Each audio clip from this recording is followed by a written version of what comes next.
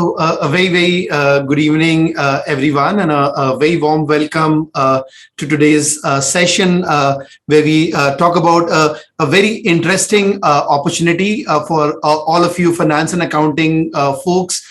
In terms of how you could use your CPA, how you could get to the US, work in the US for 3 years. We'll talk about 3-year work opportunity after your master's in accountancy. Of course, we have a very special guest with us today. So, a very good morning, Brock. And thank you so much for taking out time. I know it's like vacation season, but really appreciate you giving us this hour and enlightening our candidates on this wonderful opportunity with Case Western University as well as work in the US. So, thank you so much. Thank you. It's a real pleasure to be here. Thank you. So guys, Brock, Brock Schroeder, I don't know if I'm pronouncing it right, is at Case Western, as Miles Education. We are really glad and proud that we are now associated with Case Western University, and the focus of our association is around a very special Masters in Accountancy program that whether it's School of Management has with an analytics specialization, with an analytics track.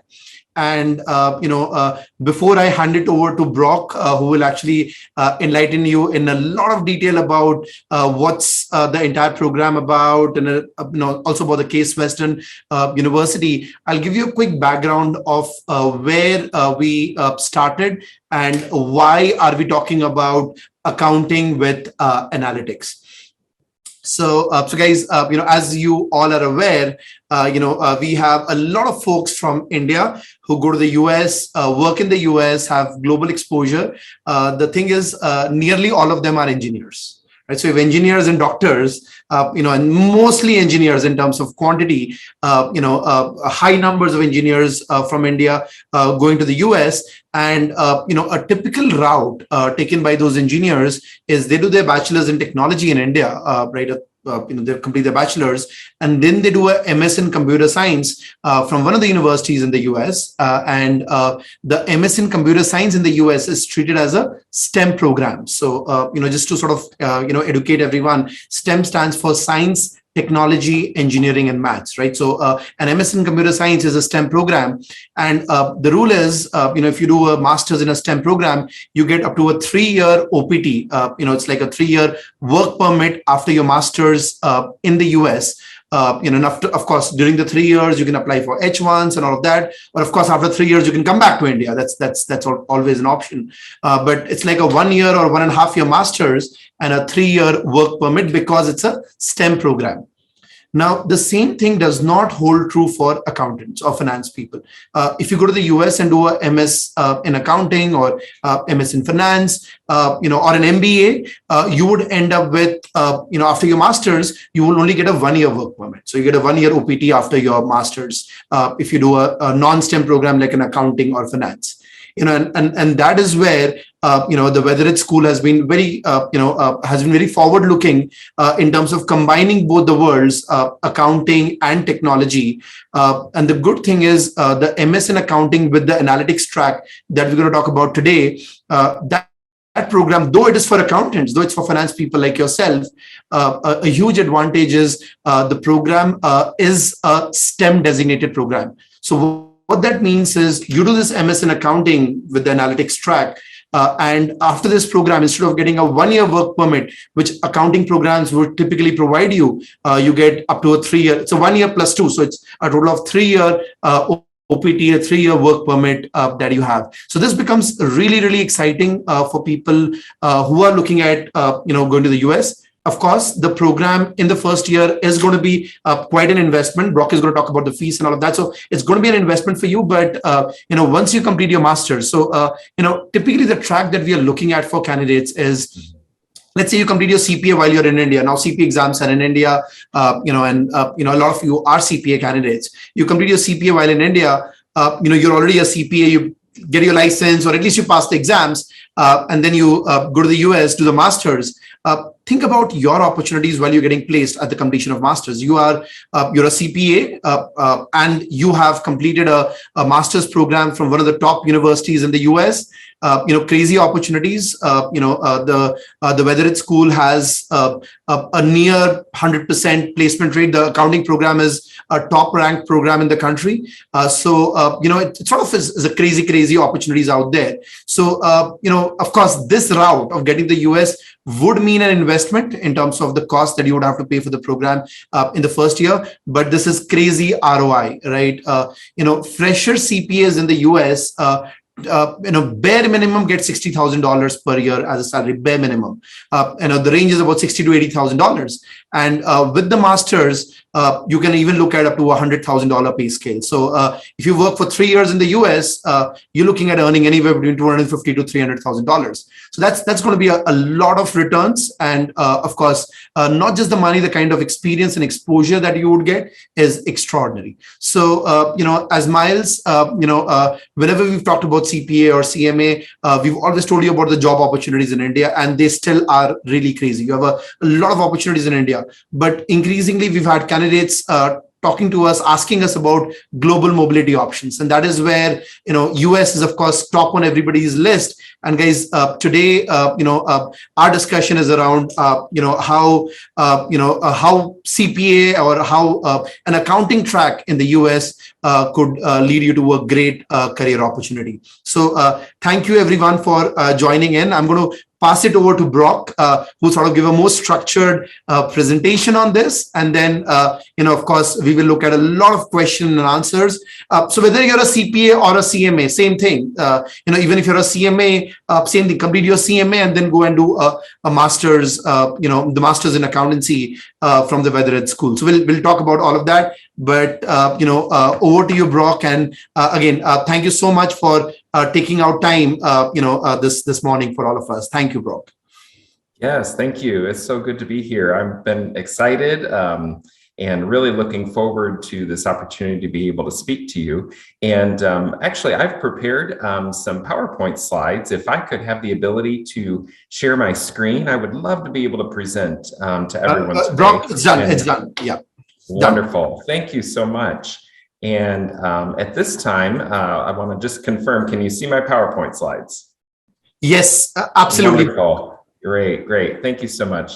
And Varun, it's a wonderful opportunity to be able to speak to so many interested potential students. And Case Western Reserve University, located in Cleveland, Ohio, is one of the premier universities here in the United States. Ranked #1 in Ohio, number 42 in the nation, highly ranked for innovation and for productivity, for research, and the outcomes of our alumni is just absolutely outstanding. And then specifically our program here in accountancy is very well regarded, highly ranked, and our alumni go on to do some tremendous work across a number of different industries, but specifically in accounting.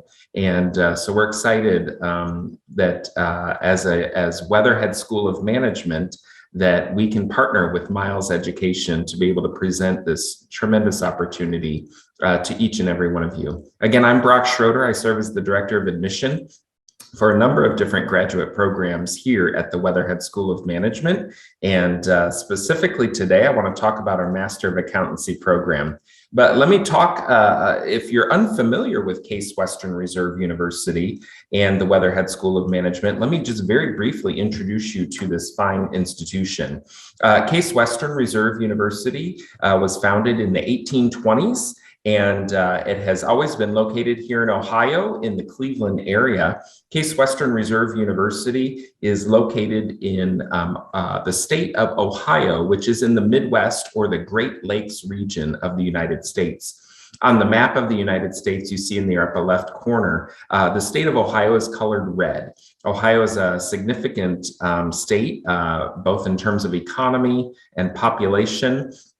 As well as historically, when you look at the development of industry here and the history of development of the United States, Ohio has played a pivotal role in a number of different capacities.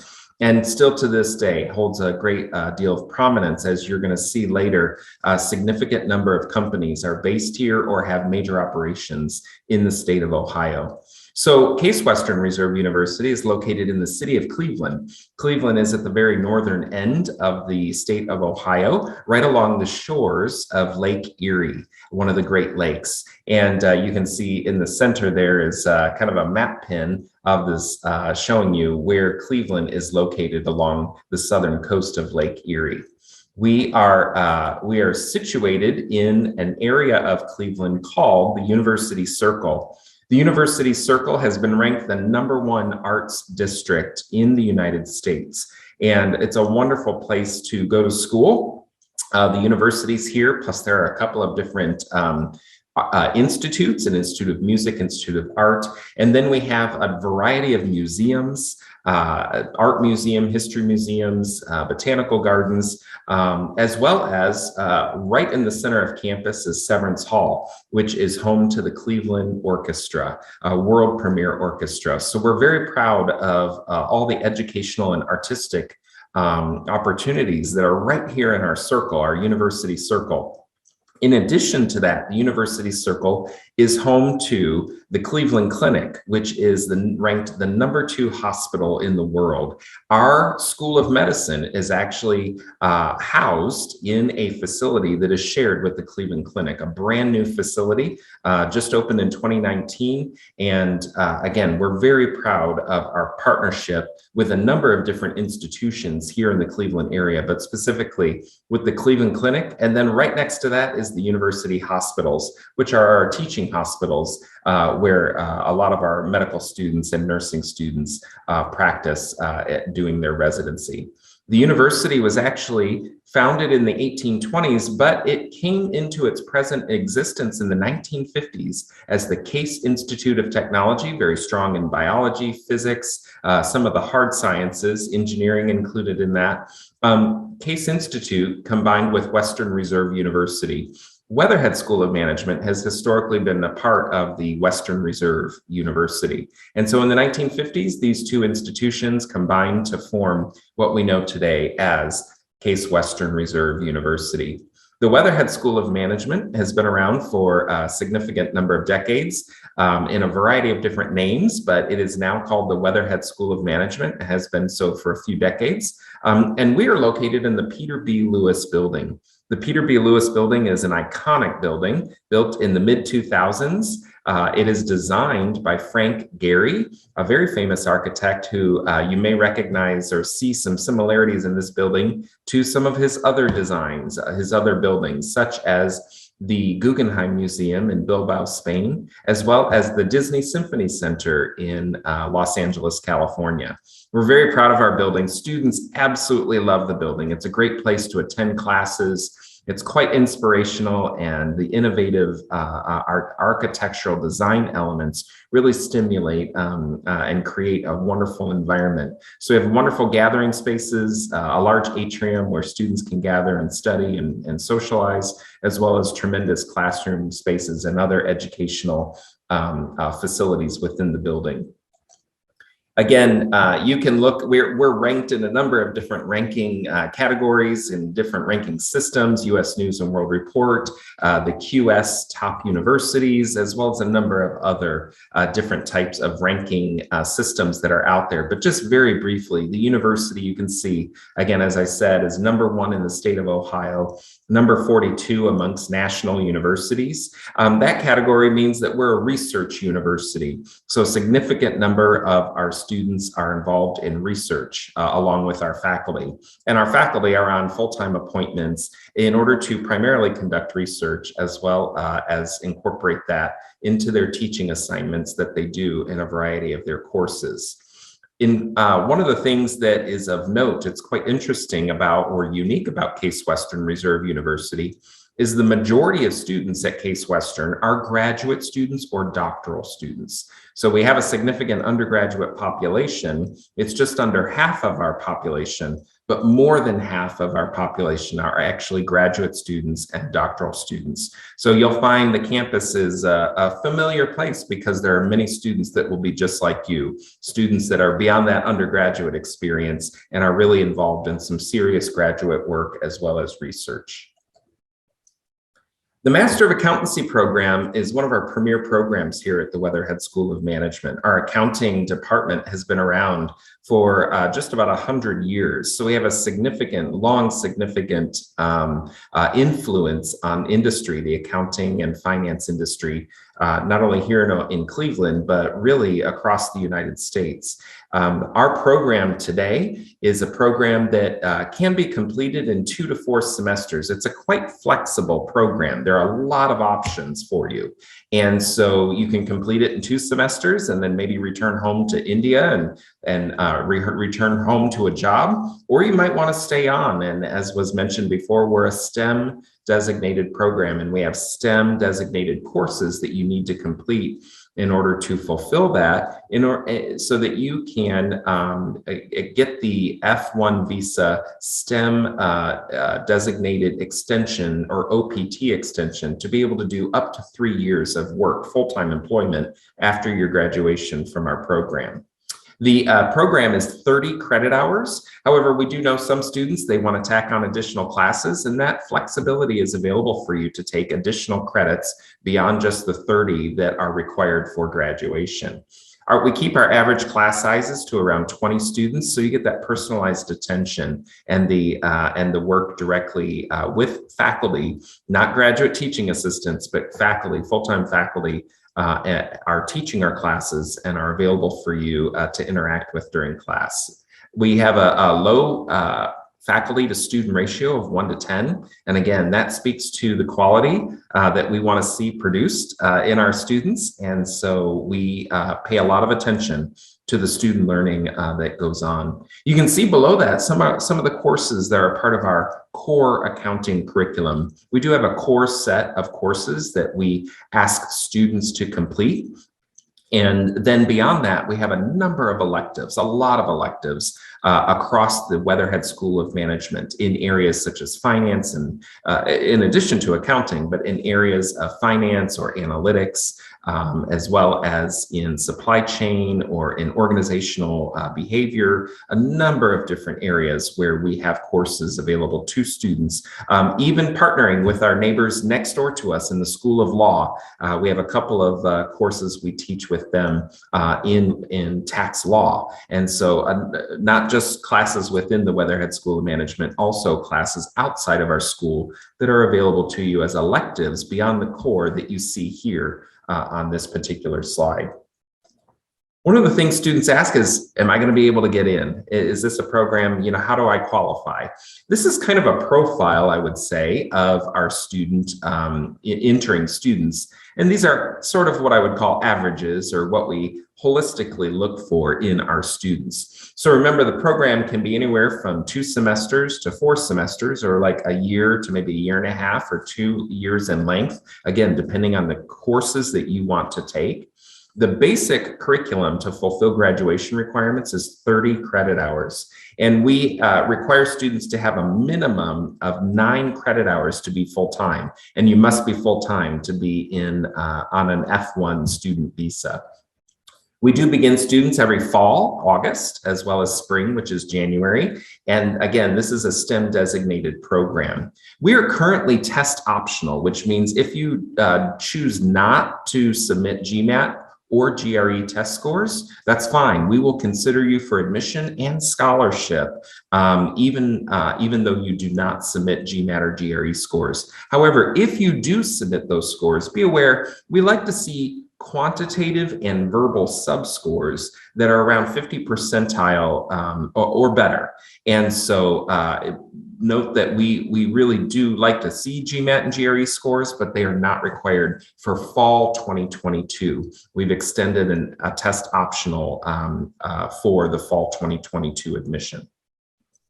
We do require students to demonstrate English proficiency because all of our courses are taught in English. And then any internship or job possibilities obviously will be in an English language environment. So we want to make sure that you're fully prepared to succeed and that language is not a barrier for you. So we do require students to submit TOEFL or IELTS, or if you can demonstrate that your education, undergraduate education, and maybe job work experience for the last 3 to 4 years has been in English, that meets our criteria for demonstrating language proficiency. We do see an average GPA on a 4.0 scale. We see a GPA of about 3.6 for most of our entering students, but we really like to see students admitted with GPAs, cumulative GPAs of 3.0 or better. And again, that's on a 4.0 scale. You don't need to have work experience to enter this master's degree program, but I think having that rich professional experience that you have, that you may bring to your admission here, really can position you well to not only learn in the classroom, but also contribute. And so we appreciate that work experience that some students do bring.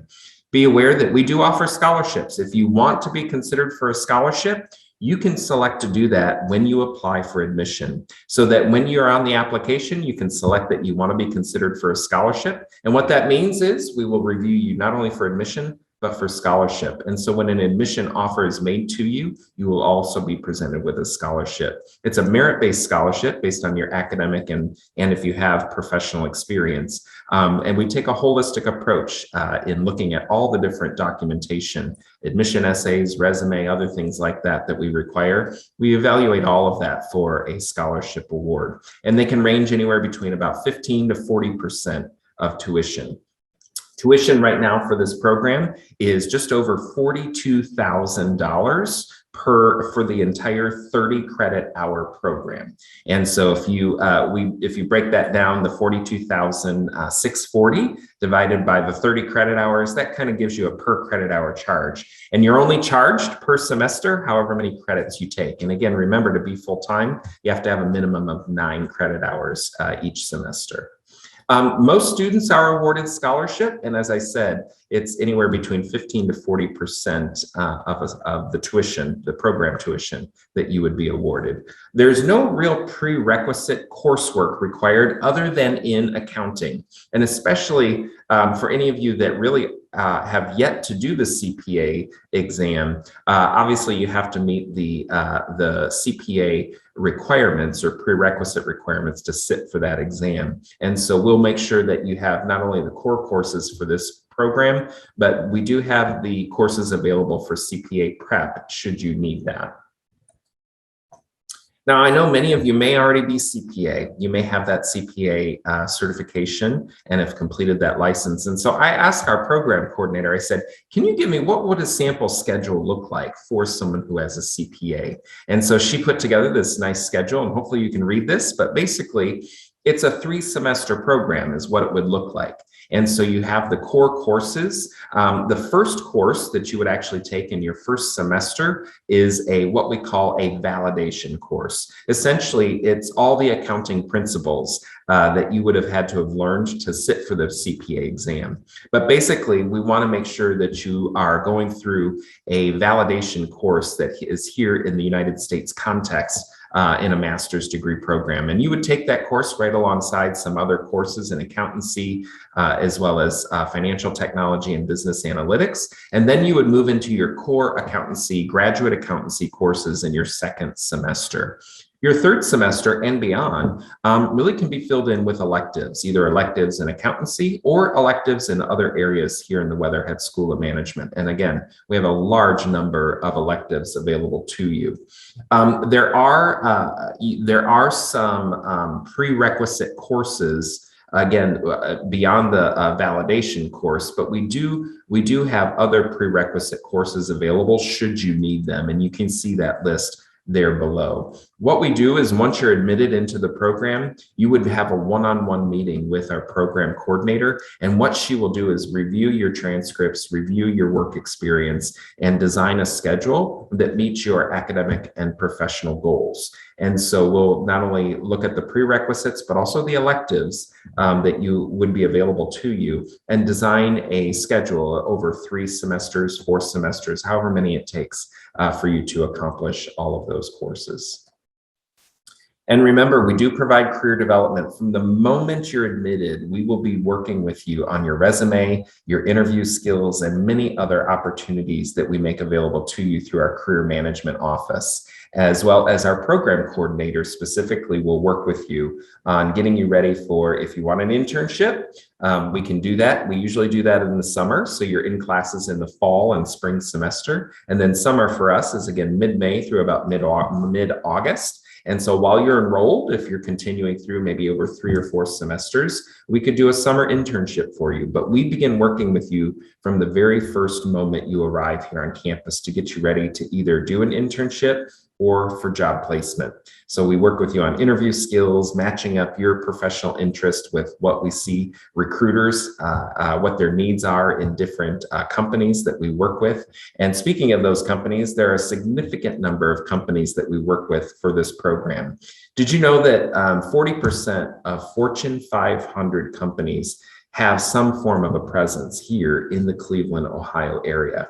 So huge numbers of companies across multiple industries that are here in the Cleveland area. So the opportunities for you are endless. And remember too, as of right now, the latest data we have on our 2020 class, we saw that 60% of them were employed within 3 months. And then usually within that year after graduation, that rises up to 100%. So again, it may take some time, and especially in 2020 has been a challenging year for a lot of people, but right now the job market is very hot with a lot of companies that are doing hiring to fill positions.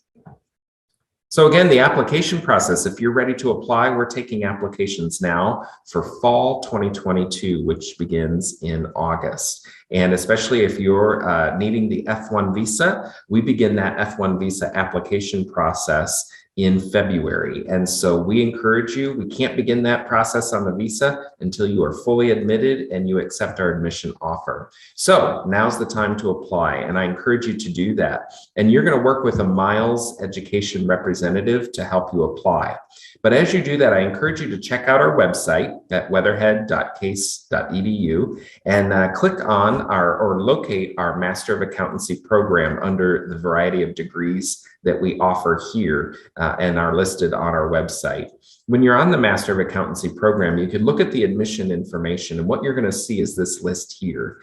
And in each of the list or each of these items, we give you instructions on how to fill out the application form, how to prepare your essays, your resume, how to submit transcripts or your test scores, if you want to do GMAT or GRE, or your language proficiency test scores. All of that information is described for you in the on our website in the admission information section of the Master of Accountancy program. And don't forget, when you apply for admission, we will ask you, do you want to be considered for scholarship? I highly recommend you select that so that we can consider you not only for admission, but also for a scholarship. And there is a $100 application fee. What I've got here is a screenshot of all the sections of our application. And then the very last section before you submit, it's the signature section. And there is a little box that says, do you have an inquiry code?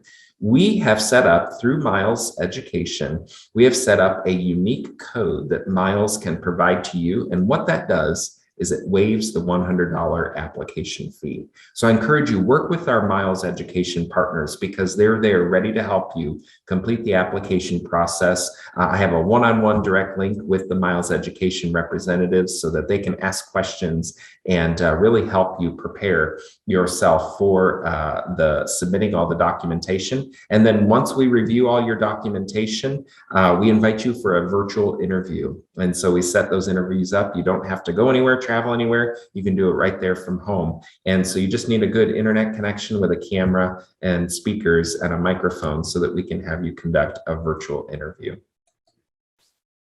So we are in the application process right now, right in the middle of our application process for fall 2022. We've already completed round 1 review of applications, and we are now accepting applications for our round 2. We will review applications anytime they're submitted, but I encourage you to do your submission of your application by our round 2 deadline, which is January 12th.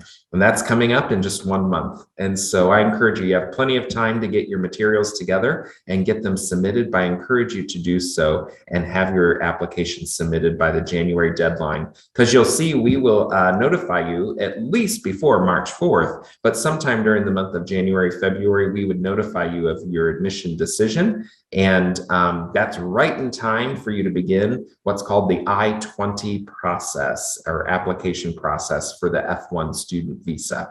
So it's a perfect time. Everything will line up if you get all of your materials in by January and complete your interview, get your admission offer, and begin the F1 visa process, all in the next 2 to 3 months.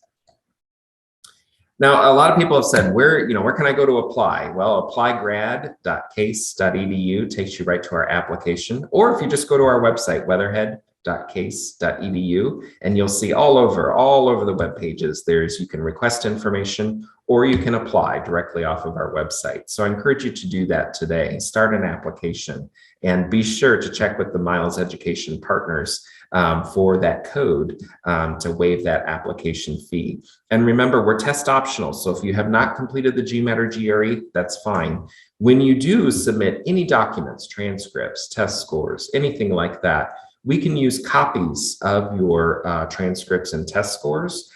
So unofficial copies are what you can upload now. But once you enroll, so once you accept our admission offer, you arrive here in the United States, that's when we will need all official copies of test scores, transcripts, everything completed and official, sent directly to us so that we can have those on file. And COVID, everybody's asking, what's going on with COVID? Well, obviously around the world and even here in this area, COVID is on the increase. But we are proud of our efforts. You can go to our COVID webpage on the case.edu website, and you can take a look at our statistics, our positivity rates, our testing procedures, our vaccination station or vaccination area here on campus. We have a significant COVID team that is working to test, trace, vaccinate, and quarantine individuals should they need to be quarantined.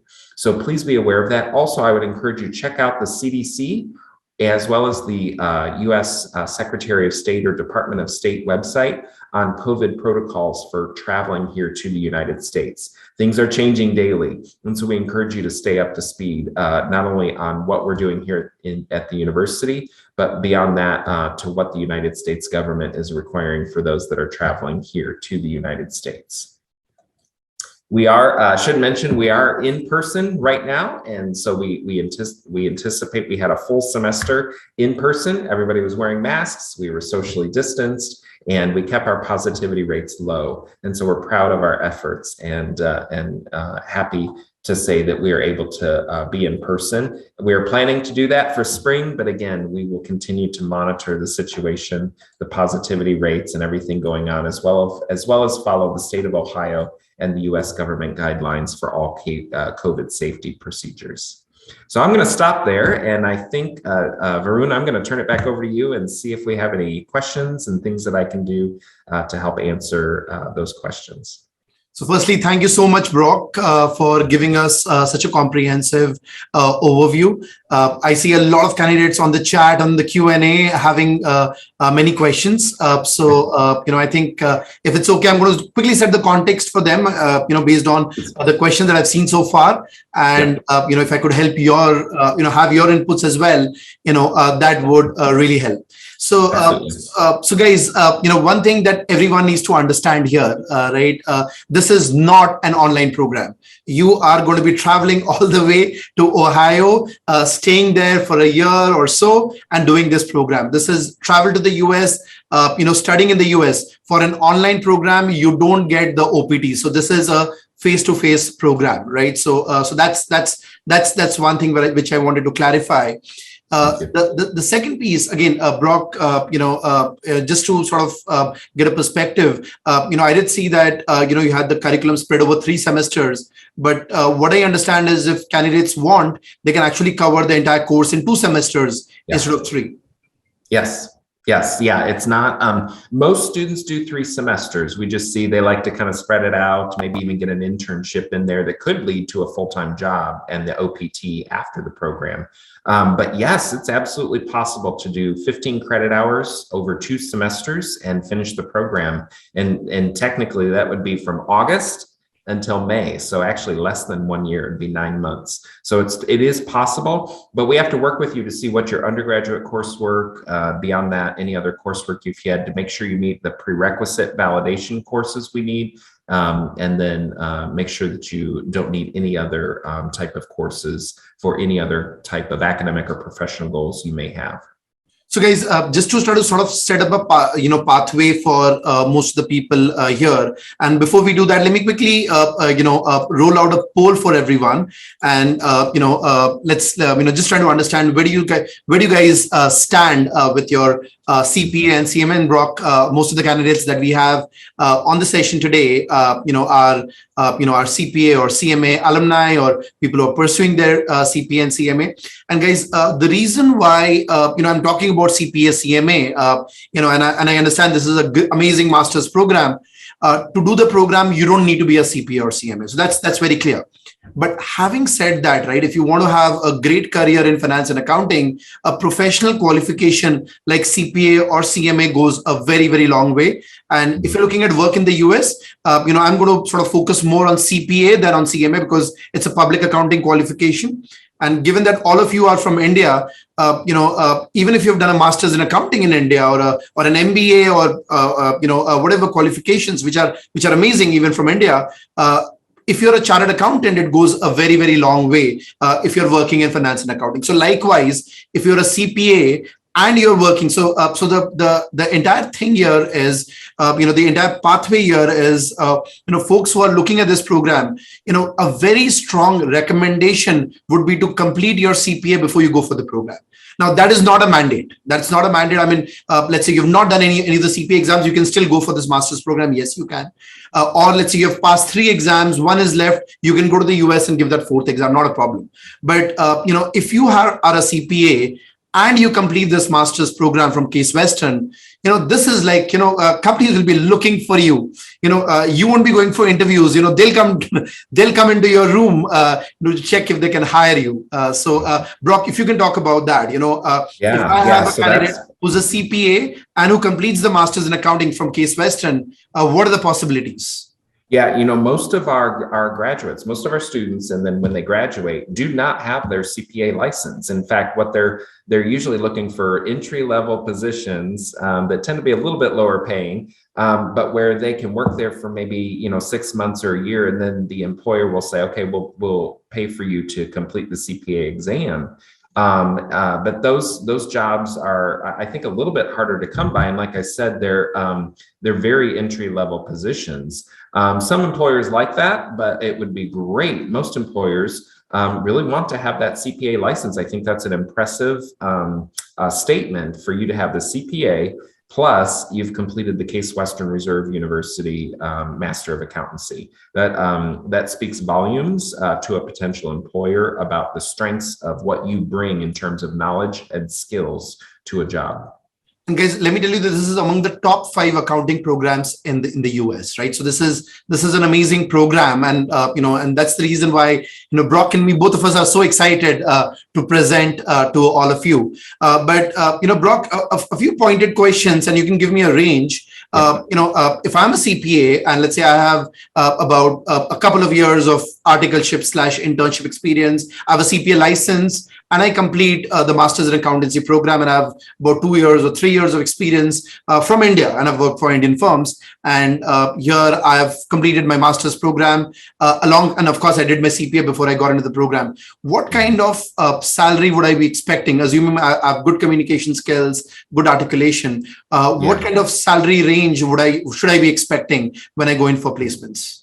I think that's a great question. We did a salary survey of our most recent graduates. And again, remember, they don't have CPA yet. They're on the CPA track.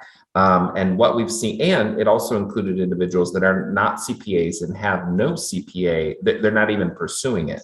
And the average there was about $65,000 to $70,000 per year. And that, again, no CPA, and again, not even pursuing a CPA, some of them. Now, with the CPA, you're going to escalate that up at least a good 15 to 20% above that. So you're getting closer to that, $80,000, $90,000, $100,000 mark. A lot of that varies on the industry that you choose to go into as well. So there's some variance on, healthcare versus manufacturing. So finance, they tend to vary depending on the type of industry that you're going into. Amazing. So guys, let me clarify. And I see some people saying this is expensive. Guys, education in the US is very expensive. So it's not expensive. It's very expensive. So, this is not new to us that this is expensive.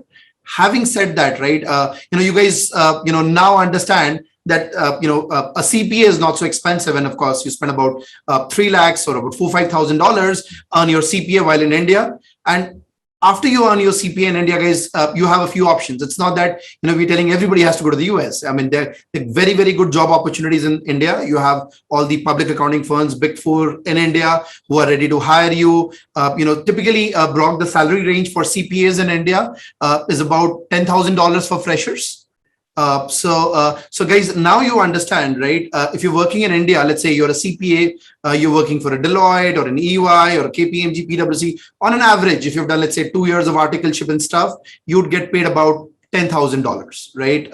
Now you go to the US and instead of earning $10,000, you would actually earn, let's say, $90,000 or $100,000. So you would earn 8 to 10 times more. I'm not saying that, the cost of living, of course, will be higher. So you would end up paying taxes, you would end up spending for your cost of living and all of that. But you guys need to understand, right? There is a huge difference between the cost of living of the US and India. And that is where, when you're looking at a university program in the US, it will be expensive. And this is not just Case Western, this is any university, that you're going in for.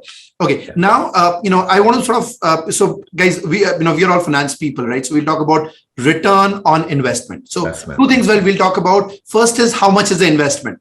And I know it's a large number for a lot of you. And let me be very honest, right? This is not for everyone. This is for people who are really serious about, having a global mobility option, building up a global career, working in the US for a few years. And after that, of course, either staying back or coming back to India, whichever options. This is for a select few. And we are not looking at thousands of people going in for this program. We're looking at couple of hundred people, on this program next year. So let us first talk about the entire ROI perspective.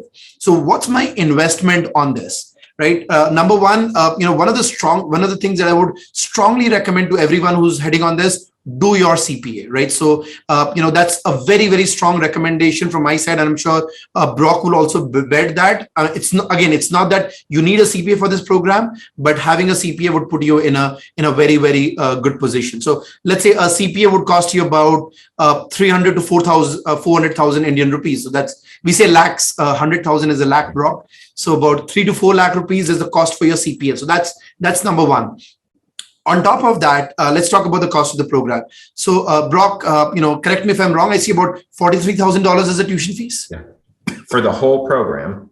For the whole program. And then living expenses, we usually estimate, and Cleveland's one of the more reasonable, very inexpensive cities in the United States. You'll pay 4 or 5 times as much to live on West Coast or East Coast. But, we estimate if you plan to spend about, maybe $19,000, $20,000 per year. So amortize that or, calculate that over 12 months, that's what you're looking at in total expenses. So tuition 43 for total program for 30 credit hours. So Brock, so Indians are very thrifty and frugal. Okay. We will not look at 12 months. We look at 9 months. Okay. So we start in August. We're gonna get done by May. So we look at 9 months, and then we do home sharing and all of that. So that there's a lot of you can really cut the cost. cut the cost. We typically estimate that $10,000 to $12,000, guys, should be your cost of stay, and we look at a big bunch going in from Miles, Brock. So people will find their way, in terms of how to save the dollars, and for us, every dollar is like $75. So of course, we'll do that. But Brock, the question is, on that $43,000, you said 15% to a 40% scholarship. Yes. Yeah. So you start reducing that. Let's just say 15%, just to be conservative. Yeah. So on $43,000, if you get a 15% scholarship, you're looking at about $38,000 as your fees, and then let's add another $12,000 of expenses. So you're looking at an investment of $50,000. So guys, very, very clear. This is, let's say in Indian terms, about a 35 lakh to a 40 lakh investment. This is, again, and I know this is big money for many of you, but, of course, we have loan options and all of that available, from Indian NBFCs. We can even look at US options for loans, but that's the kind of investment that you are looking at. And of course, then you work in the US and you get paid anywhere between $80,000 to $100,000 a year. And of course, you would be able to more than recoup the cost of your investment. Rather, when you come back to India after 4 years, you'll actually have a lot of money in your bank when you come back to India, or if you decide to stay back there. So again, the opportunity is, while you work there for 3 years, and you're doing a good job with your firm may apply for an H1. As a matter of fact, a lot of Miles alumni are already in the US, and these are people from India in the US on an H1, few are on an L1 as well. So there's also a good chance that you may get a H1 and you may, and then H1 to a green card and then stay back there. But let's be conservative, right? And Brock, so jokingly, when we say CPA, I often say conservative public accountants. So as accountants, by nature, we're conservative. So let's say your H1 does not happen, right? So you study for a year and you get a 3-year work. The 3-year work, if you're a CPA and a master's from Case Western, I can vouch, I can give you like a 100% assurance. I mean, if you work hard, absolutely a lot of opportunities for you, a lot of openings for CPAs across the US.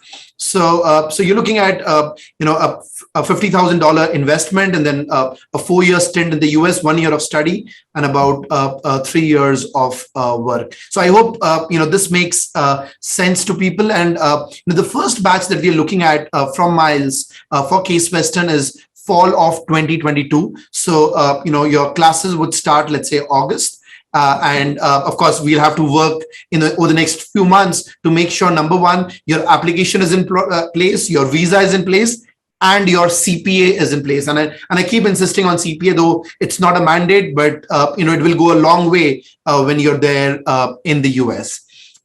So now, Brock, a few questions that people had, and I'm going to answer that one by one. So, I saw somebody asking, okay, what is the role of Miles? So guys, the role of Miles is to help you earn your CPA. I think that's a big role that we have. Apart from that, of course, we want to make sure that we are with you in every step of the process. As a matter of fact, so if you realize there's a GMAT waiver for you, so you don't need a GMAT for 2022. 2023, you would need a GMAT, but 2022, fall of 2022, you don't need a GMAT. But you still need to pass your IELTS. Now, for IELTS, you need to have a score of at least 7. So what we have organized as Miles for the entire Miles group, which is headed to the US, the Miles candidates, we are starting in a 4-week training for IELTS. It'll be Monday to Friday in the mornings, 2 hours per day. So 10 hours per week over 4 weeks. It'll be about 40 hours of, IELTS training, which will start mid-Jan, end in mid-Feb. So by the end of Feb, you're done with your IELTS and stuff. With your IELTS score, you have your applications going into, Case Western. If your application is good and you get accepted, then Miles would come and help you with the visa. And of course, our agenda here is to create this community from India who's, going to Case Western, going to Ohio, for staying together, optimizing cost and all of that. from a miles standpoint, for the IELTS training, we'll be charging you only 5,000 rupees. So, if you're going in with miles for IELTS training, you'd pay. So 5,000 rupees, Brock, is about $40 odd. We charge that for, no, sorry, 5,000 rupees is about $60. Sorry, $60. So we charge that for the IELTS training. And then, once your application is accepted, we'd be more than happy to assist you for the visa, where we charge you about 10,000 rupees. So from a miles perspective, we have a very small fees, just to make sure that we are here to support you guys through this. And again, our agenda here is a larger agenda in terms of making sure our candidates get global exposure. And this is for people who've come and asked us over the last many years, okay, hey, I want to do a CPA, I want to work in the US. So here it is, do a CPA. There's a work opportunity, and of course to sort of make sure that you have the right visa, right permits to work. This master's goes a very long way. And guys, let me tell you, this master's is very unique, right? Typically, when you look at most masters in accounting programs, or MBA programs, you would only get a 1-year OPT. Now, OPT, the full form is optional practical training, but it's actually a full-time employment in the US, right? And OPT is given only to people who study full-time in the US, so that, after their studies, they're able to work for some time. So for engineers, for STEM programs, it's 3 years. Non-STEM is 1 year. So this one becomes a STEM program and gives you a 3-year opportunity. And that's why this becomes very unique. Now, another question that I saw on the chat, Brock, is, how does accounting and analytics come together? Guys, and I'm going to, Brock, take your comments. But before that, guys, let me tell you that analytics is basically data-driven decision-making. And whichever business function you are in today, you're using data to drive business decisions. So as let's say, as in finance, you could be part of the CFO team, right? Or you could be working for a big four or a public accounting firm. You could be working as an auditor. We use audit data analytics. You could be working in consulting, where again, you're using data analytics to help your clients make the right decisions. So analytics is the way forward.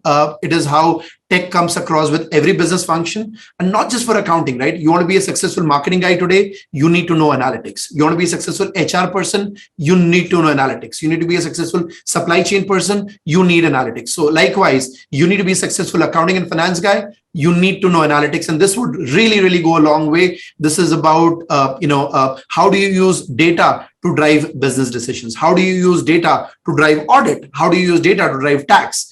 Over to you, Brock, if you want to add. I think that's a great thing. One of the things I tell students that's absolutely critical about analytics is it develops you into a analytical or quantitative thinker who is able to effectively communicate. And so analytics is about analysis, financial analysis, for the purpose of communication. Effective communication. So it's using any kind of tool. It could be Excel, Tableau, you pick your tool, doesn't matter. But the purpose of those tools is to help you do the analysis in order to communicate to the broadest audience possible, or to a select audience, that is looking for a particular type of information for that decision making. So I think analytics is absolutely critical moving forward, mainly because we are in an age in which we are constantly accumulating data.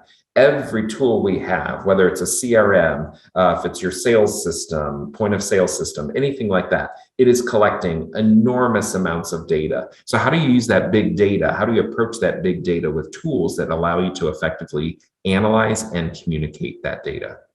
And guys, let me also add to Brock here, right? You guys are going to be doing your CPA. And again, I continue to reiterate, that's a very strong recommendation. So you're going to be a CPA. This master's in accounting program with analytics track will complement whatever you're studying on your CPA, right? Because on your CPA, of course, we study the audit stuff, US GAAP, the US tax forms, finance, we cover all of that. We touch base on analytics in a very small way as part of BEC, but we really don't get to tools. We really don't spend a lot of time. And with the program, you would not just be an accountant, a typical accountant. You would basically be an accountant or a finance guy who knows how to use analytics across the finance and accounting value chain. So the program is not just a program for a 3-year work permit. the program actually would add value to your career, to your resume, to your real life, hands-on work as finance and accounting professionals. So, Brock, if you want to add anything about experience of accountants or finance guys who have done the analytics track and how it has really helped them in their career. Yeah, so I know one student in particular was kind of, he was really thinking he was heading one direction in his career, looking at a particular area or particular industry. And then interestingly, he got an internship, a short-term internship, paid internship, where he was doing analytics for a different company in a totally different industry. And, he learned through that analytics, he was great with the tool, great with the analytics, but then he began to understand what goes on behind those numbers, like what feeds those numbers, what are the business processes that develops or collects this data. And through that, he began to learn and really understand this whole new industry. And it kind of piqued his interest. And all of a sudden, when he was done with his program, he was getting job offers in that industry because he really began to see, this is something I had no idea was a part, something that I even could connect with. But because I had that experience, that exposure through my coursework and then an internship opportunity, he was able to begin pursuing jobs in that area and has landed a job and is really loving it. Again, only because of that exposure that he was not even looking for, but began to become available to him. Absolutely. So guys, I think, what we're going to do right now, Brock, if time permits, can we take a few more questions?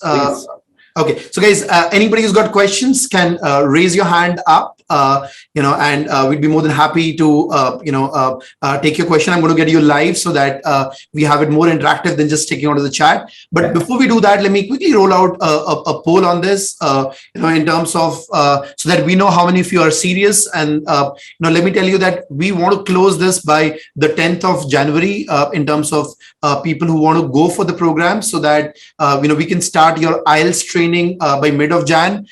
Make sure we really push you harder to complete your CPA before August, so that you guys are all set. So guys, the process flow on this would be number one. Of course, number one, you're interested in terms of this opportunity, because if you're looking at getting to Case Western next August, we will have to start in January, or we're going to get very late.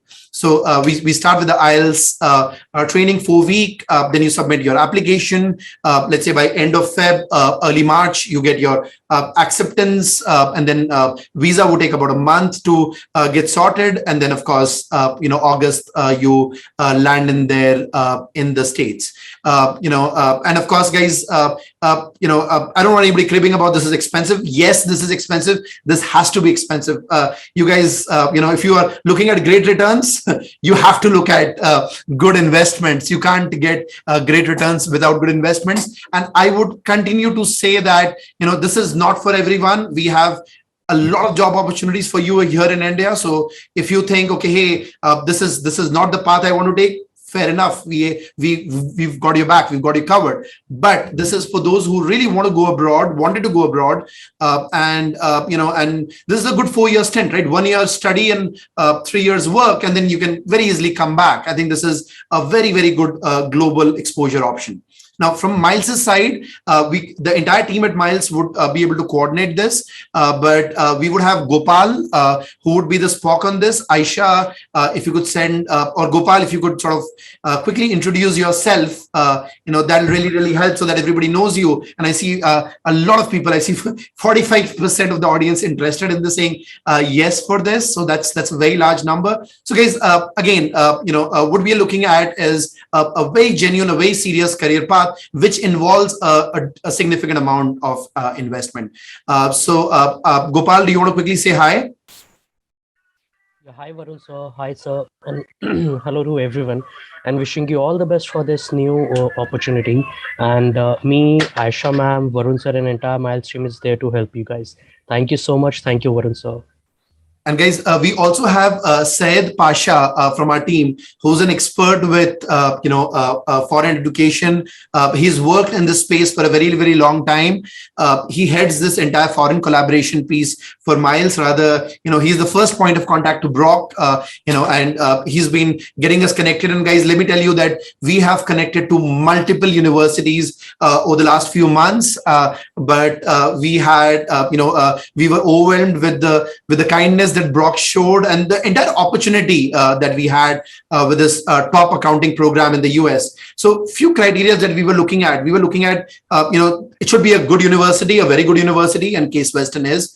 We said we're looking at a good accounting program, and this accounting program is among the top 5 in the US. We're looking at good placements, and of course, you have amazing placements happening from the school. And we're looking at reasonable cost. There would be some other master's program where you would end up paying double of what you're paying, or 1.5 times what you're paying here. So, everything put together, Case Western sort of proved to be the best opportunity.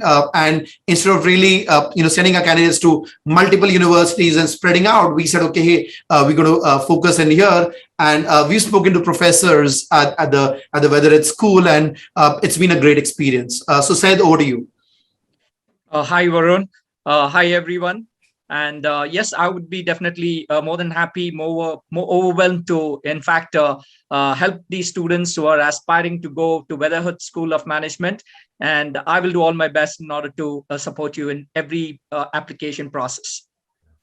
Guys, as Brock already told you, given our collaboration, Brock has very kindly agreed to waive off the $100 application fees.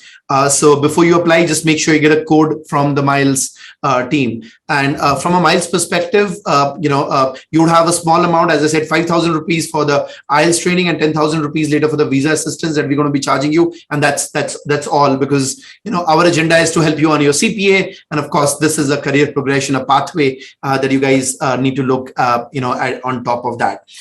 So Brock, one of the questions I see is around international student placement percentage. So Abhijit, one thing, and this is for everyone, right? A lot of international students don't want to work in the US, and there are multiple criterias. Also, in this case, when you're going as an international student, let's be very clear that you are, we're strongly recommending you to complete your CPA, at least pass your CPA exams, and then do this. With that, there's 100% placements, but, Brock can talk about the non-CPA's placement.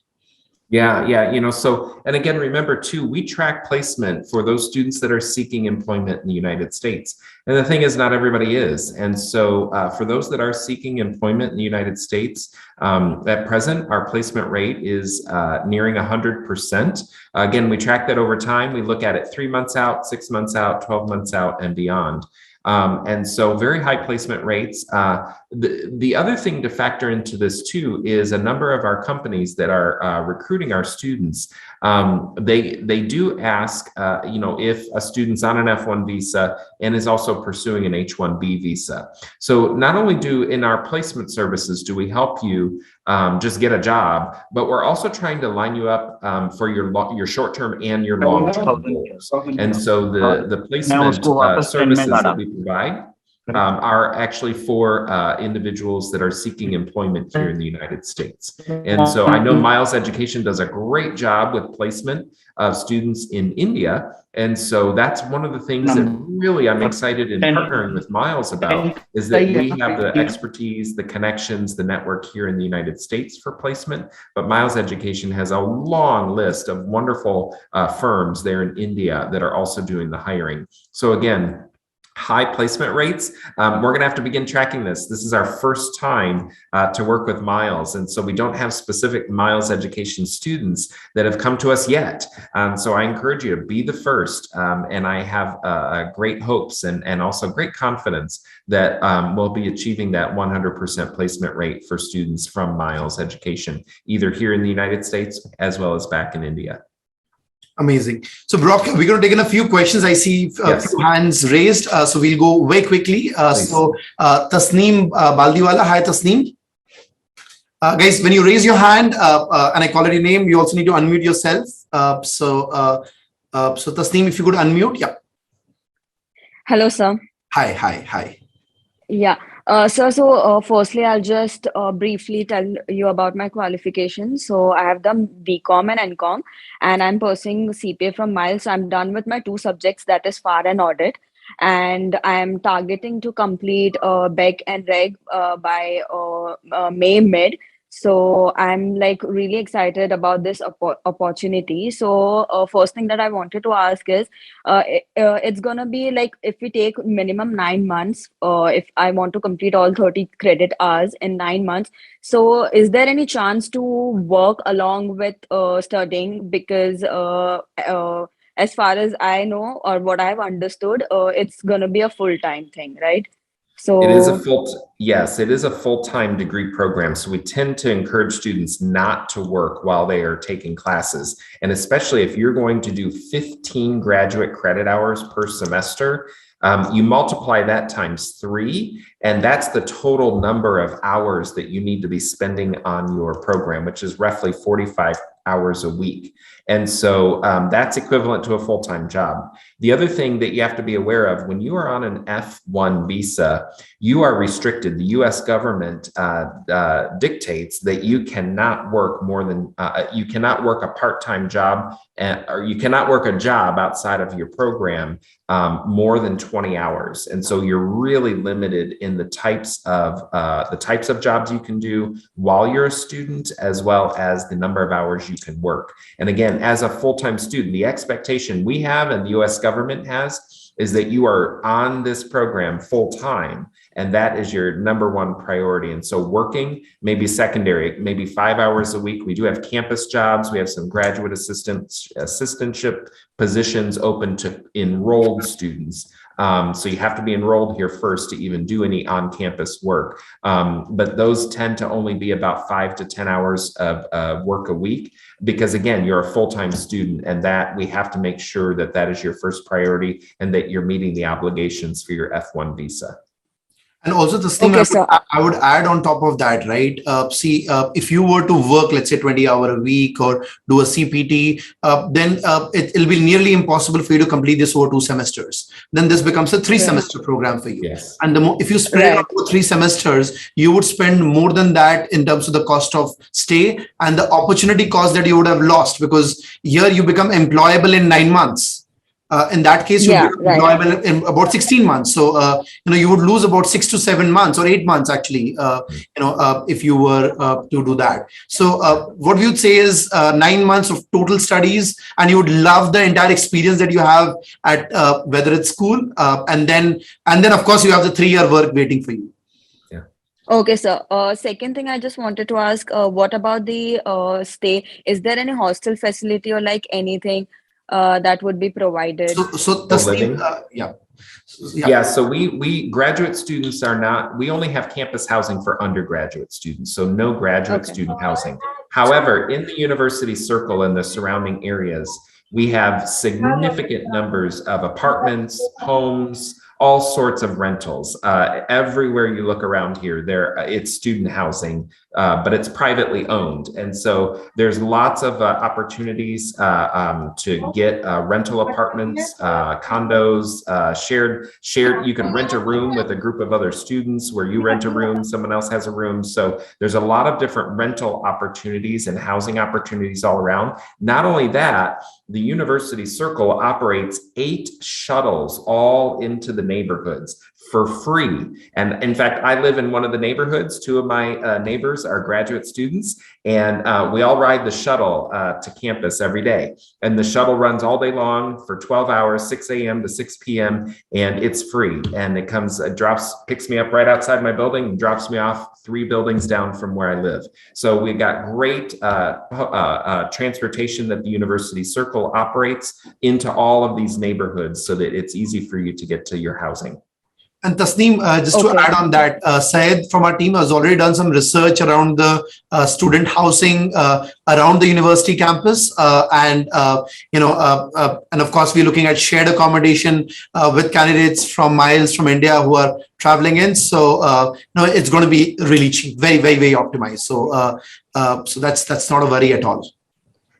Okay, so just one last thing. My experience with Miles regarding CPA, like all the guidance that you guys have provided, was really great. So, can I expect the same thing when it comes to IELTS training, visa application, and everything? Because sometimes we don't have any clue about what to do, what not to do.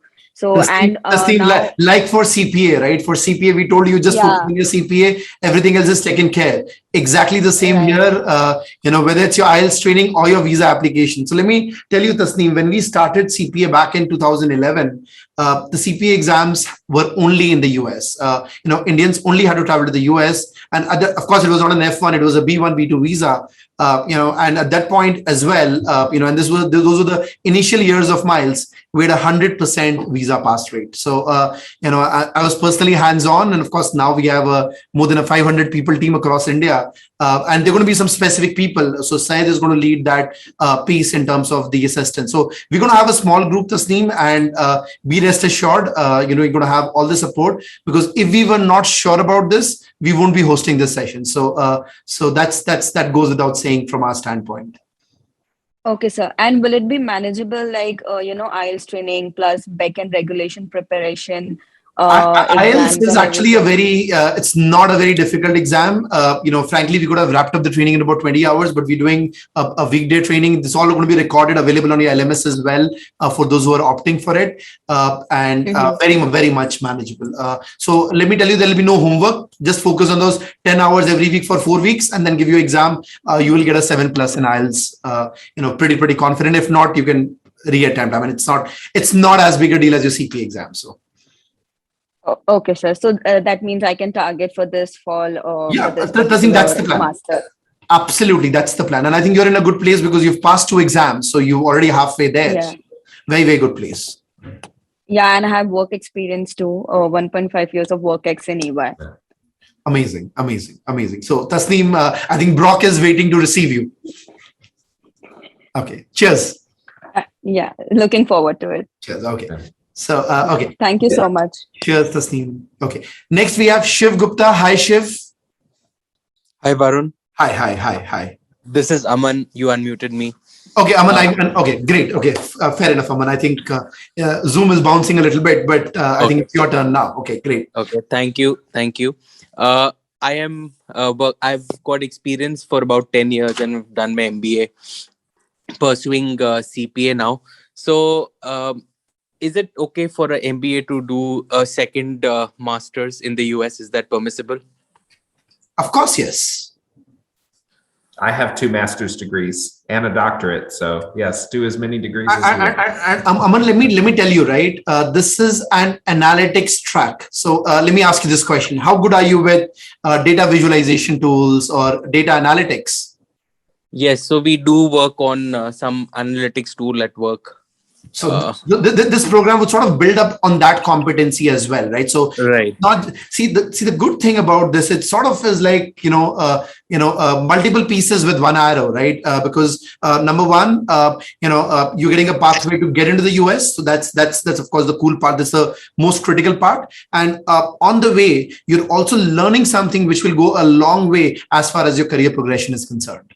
Right. Is there any, I saw a lot of people asking this, but is there any age limit to this course? And which is the average age at the university for this course?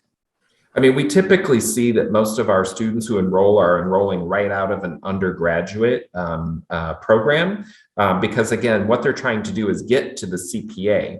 You already have that. So that means your average age is probably going to be a little bit more than the average age of the current students right now. But I'd say our average age is around 23, 24-year-olds that are in the program, but it's not, that's just an average, but it's not a requirement or a maximum. So there's no, you can, in fact, I just spoke with a prospective student. She's planning to enroll in our program next fall. She's in her 40s and she's here in the US, but she wants to take 9 months and complete our Master's of Accountancy so she can sit for the CPA exam. So she's considering the program for that purpose. So there's no age limit. Aman, see, the point is, right, you'll have a lot of candidates from Miles, from India on this program. So you'll have a lot of folks with experience. So, if you're really excited about a US opportunity, this is truly a one. Okay, thank you. Cheers, Aman. Yes. Okay. Next, we have Sivagnan Balan. Shiva. Yeah. Hi, Shiva. Hi. They said like it's 100% placements for international students, right? So, Shiva, let me put it. Let me put it this way, Shiva. If you're a CPA, 100%. If you're not a CPA, close to 100%. Yeah. Okay. Yeah. Thanks. So the point is, let me tell you that, when as an international candidate, as an Indian candidate going all the way, and this is like a 35 lakh investment, right? About $50,000. I would really recommend you spend that $5,000, get your CPA before you go in there. So unless you have your CPA, you can of course do the master's program and still get jobs. I mean, there's no two ways around that. US CMA will suffice that, like. See, CMA is good, but if you're serious about getting to the US, I would put CPA on a much higher pedestal than CMA. So, the way I would look at it from an India standpoint, right? If I tell you you're a CA versus a CWA, and if you are the employer and you both, everything else is equal, whom will you hire? Yeah, I get it. So if you're looking at, CMA is good. If you're looking at jobs in India, CMA is perfect, no challenges. But if you're looking at getting to the US, and let's say you've started on CMA, jump to CPA. And you can talk to your Miles counselors. Okay. They can help you with that, no problem. Fees and all, I think that all that we can take care. That's not the biggest of deals. But if you're looking at this program, I would recommend CPA, much over CMA. So jump ship. And you can still complete your CPA by August. And see, even if you're not able to fully complete it, if you're done with, let's say, 2 exams and you say, I'll complete 2 exams before the program, 2 I will do while I'm in the US, that can be done. But if you can complete all 4 before you go in there, nothing like it. Yeah. And what about placements? So, like, does it happen the way how it happens in India, or we have to go and approach companies on our own?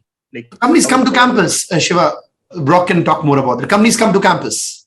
Can you, okay. I'm sorry, I could not understand. It was very quiet and breaking up. Can you repeat your question?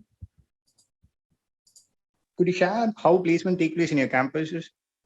Like, does company how big is the campus? Yeah. In India, like, all companies. Brock, the question here is, how does placements take care in the campus, Brock? Do companies come to campus or students have to go to campus? I'm sorry. I apologize. Okay, now I understand. Yes, so what we do is, again, there's kind of the before COVID and then there's now the present circumstance. So we used to have recruiting events where recruiters would come to campus either seeking interns or full-time employees. Also, there are recruiting events that some of the major large employers hold in their facilities. And so we would either host them or send students to those hiring events. And so it was a combination. Now, in the last, almost 2 years, we've really been moving, or most of that is taking place virtually. And so a lot of hiring, a lot of work from home is still taking place, again, depending on the industry. And so, yes, we still have those professional networking and employment recruitment events that are taking place. Okay. Yeah. Cheers, Shiva. Thanks. Okay. Yeah, thanks. Vandana Rao. Hi, Vandana. Guys, any questions that you have on this? Aisha has given Gopal's name. He'll be the Spock, pre-enrollment. And of course, once you start with your training, Syed would be involved in terms of your visa assistance and all of that. But over to you, Vandana. Hi. Hi, Varun. Hi, Brock. See, Hello. I'm 45 years old. I'm a practicing chartered accountant. I have 15 plus years of experience. Do you think this course is good for me? If it's what you want. I'm not sure what your professional goals are, but you can take this program. Again, there's no age limit. There's no limit on work experience. I think the question is, ultimately, what are you hoping to gain? Because, I earned my MBA when I was 50 years old, and that was just a couple of years ago. So, but for me, it was an investment in myself in order to help me get to the next step where I wanted to be. And I wanted to work in a school of business. I've been teaching in doctoral programs. I've also worked as an administrator, and I knew that I wanted to be more heavily invested in business education. And so for me, it was an investment that has paid off at this age. But I think that's one of the things, you probably could do the math better than I can, but you really have to say, is this investment of time and money going to pay off for me, given however many more years I want to work or whatever I want to get into? So yes, I think the program could be great for you, but again, it just depends on what your goals are. Yeah, I'm looking for a global mobility. So that is why I'm looking for options. And I'm also enrolled for CPA with MICE. And I'm pursuing it right now. Within 6 months, I'm planning to complete it. Yeah.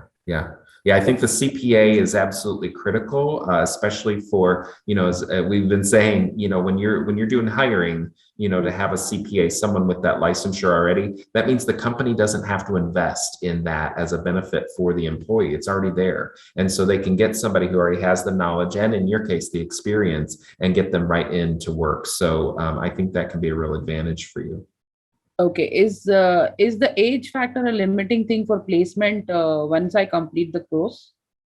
Not necessarily, again, because employers, they do tend to come to us seeking individuals that are more entry level, because they know that tends to be the average type of graduate that we have. But that's not the only positions they have open. It's just the ones that they know they can fill more easily with the class of students that we have. So that may open up more opportunities for you, because again, there are other positions that these companies have open that are for more seasoned professionals or individuals with maybe 5 to 10 years work experience like you have. So Vandana, let me add here, like in India, you see campus hiring and then you see lateral, right? So with your experience, you may be actually, being the ability to apply for a lot of lateral openings that you have with CPA, public accounting firms, or the industry out there. And of course, the Miles team would also be working with you parallelly. And there are crazy number of opportunities there in the US. You just have to be a little active, but there are a lot of opportunities. See, once you have a CPA and you have the permission, the government permission to work, there is no looking back. Okay. One last question. Can I take my family along with me, and can my husband get a work permit along with me?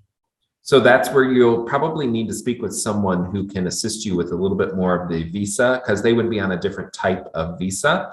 And so, yes, we do have students, others that come here to the university for any of our graduate programs, and they bring their family with them. It's a little bit more involved and a little bit more costly, because you have to get visas for everybody in the family. Plus, then you got to pay for their living expenses here in the US. So again, that's something that I would just talk with an individual that does immigration assistance or visa assistance in the US to understand the type of visas that your family members would need to be on. Okay, once I complete this course, I will be immediately ready to take up a job there after 9 months? Yes, because what we will actually be doing is, once you arrive, we will begin resume review. We will begin interview practice. We will start actually with you'll be interviewed, or you'll sit down and have a conversation with our program coordinator, and the two of you, much like an advising, like a job coach, the program coordinator will say, all right, what are your goals? What do you bring to the table? And then what are your professional goals? What types of industries do you want to be in? How are you qualified? And then they try to match you up with the opportunities that our partner employers and corporations we work with, look at their opportunities to see, all right, what's available for you? And let's get your resume in front of these recruiters at these companies. Okay, thank you. That was a great information. Yeah. Yes. And Varun, I would like to answer a question regarding the dependent visa. It is going to be an F2 visa that she needs to apply for the dependent, and you will have to spend around $7,500 per dependent for showing the funds, financial ability per dependent, $7,500 approximately. That's doable. Okay. Okay, I can take my children there, and my children also will be able to join schools there? Well, Yes. Depending on their age, public education here, as long as you're here, yes, many school districts, they're open enrollment and they're dependent upon where you live. So wherever you live, there are public schools that are freely available to any child. Now, if they're college age and they're seeking to enroll as a college student into a degree program, they too would want to do their own I-20 application process to get an F1 visa. No, they are 10 and 8. Oh, okay. So they would be able to freely enroll in any of the school systems. Yes. And our school year begins in August, but many schools are open enrollment and take students at any point during the year. Okay. Thank you. That was really helpful. You're very welcome. Yes. Yeah. Yes, Vandana. Okay. Hi, Shweta. Hello, Varun. Hi. Hello. So, Varun, I have quite a few questions. I would really like to go fast, so as not to Shoot. waste others' time. Okay, so I have completed CPA with Miles before a few months. Sure. And I do have 5+ years of experience in corporate law and compliance back in India. Sure. So my first question is whether IELTS general scores are good to go with Western. What your IELTS scores? Like IELTS, there are two categories of exams in IELTS, na? IELTS general and IELTS academic. So I do already have a IELTS general exam test results with me. So What's are they your good to score? go? What's your score? Band 8. Band 8. You should be fine. Bro. Okay. Yeah, we do ask that the scores be within the last 12 months. So I'm not sure when you receive those scores, but they can be more than a year. I did receive in January 2021. Okay, so we'll apply quickly. Yeah. Okay. Yeah. Otherwise, you'll need to retake. Yes. Okay. And second thing, the ma'am that just previously asked for the dependent visa. So if we like apply for the dependent, like in this case, my husband I'm talking about. So he's also a qualified professional. So with F2 visa, can he also get an opportunity to work there? No. No, not on an F2 visa. Okay. And if he also applies for the program, he can do so. Absolutely. After, Yeah, like, the completion. then you'd be two different students, two different visas, or on your own visas for F1 for study. Okay. And one more question that is a little out of context. As Brock said, that they also assist with the law programs, right? So like apart from accountancy, can they also assist mild student if they want to go apart from accountancy and finance? We have a master's of finance. Is that what you're asking about? No, I'm asking like if we want to pursue something in law, master's in law. Oh, through our law school. Yeah. The agreement or the partnership we have is with the Weatherhead School of Management with Miles Education for this particular program. The School of Law has their own admissions process and their own admissions team and requirements. And so I would just encourage you to get on our website, case.edu, and then you could look at the School of Law and see what their programs are and their admission criteria. Okay. And the law in the US is slightly elaborate, and I'm not sure about the work permit that you get after that. So just check everything out. So okay, no problem. Yes. Thank you, Varun. Thank you, Brock. Absolutely. Okay. So moving on, Mayank Gupta. Hi, Mayank. Hi, Varun. One, I wanted to ask, what's the process for the fees, like scholarship or not scholarship, loan, sorry, for the tuition fee. So am Miles assisting in the loan process, or like we have to handle that on our own? So Mayank, we are assisting. You can also handle it on your own. We are also assisting from Indian sources. We're also checking if you could get some US loans. That looks a little tricky. Brock can advise on that. But we have financing institutions in India ready to finance, provided you have guarantors and all in India. So we are sorting that piece out. But Brock, any opportunity for international students for loans in the US? What do you think? Not really. The only opportunity is if you have someone who is a US citizen that's willing to co-sign for a private bank loan. But that's about all that's available. But the reason why that's not even something I would consider pursuing, I would start with any sources, banks, financing sources you have there at home in India, primarily because when you apply for the I-20 or do the I-20 application for the F1 visa, the US government requires you to provide a document to show that you have the funds to complete at least 1 year of study and living in the United States. So you have to actually show proof of funds in a bank account or savings account before you can even come to the United States. So Mayank, we'll get you covered there. I mean, we have explored a few opportunities in India and we try to negotiate rates, but we have opportunities. Okay. And one more out regarding the Jan 10th deadline. So that deadline is for the admission process because IELTS is afterwards, right? So So, Mike, what we want to do is we want to start the IELTS sessions for our group, by mid of Jan. The tentative date that we have for that is 17th of Jan to start the IELTS training. So, I would not say it's a very hard deadline, but if you're excited about this opportunity, I mean, you shouldn't take longer than that to sort of think about it. So that's how it is. Brock, can you reconfirm on the application, the second deadline and the final deadline for the fall 2022?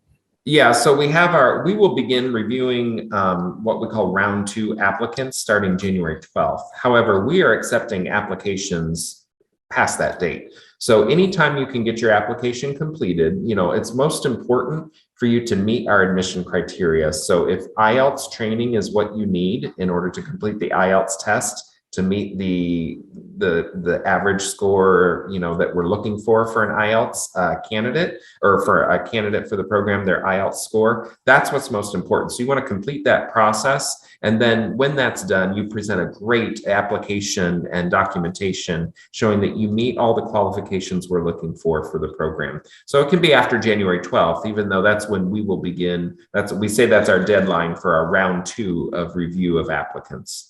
What's the round 3 deadline, Brock? So round 3, I believe, is in March. Let me look real quick. It's on our website, and it was also my PowerPoint, but I can't commit to memory. Sorry, it's April 6th. Sure. Is the round 3 deadline. So, Brock, what we are looking at is most of our applications would be coming into you by end of Feb, early March. So if you could get confirmations, and then we have the visa process to cover, and so that people land in time to start in August. Yeah. And just so you know, we had a number of students from India that are here now that arrived in August, who, if you recall, a year ago in spring, there was a brand new variant that had sprung up in India and shut everything down. And all of a sudden, then that cleared up. And by, I think it was May or June, visa services resumed in India at the US consulates, and all those students made it just fine. So I know things can turn around pretty quickly, but it's just good to get everything done as soon as you can, just to make sure that you're not pressed for time at the very end of the process. So we can turn it around fairly quickly and get you here. Okay. And one last question regarding the 15 to 40%. So what is the criteria for the 40%? Like if you want to get the highest scholarship? Very good question, Mayank. So Brock, Mayank wants that 40% scholarship. So you gave a range, and we're all accountants. 40%. So okay. Everybody's eyes is there. Okay, how do I make it to 40%?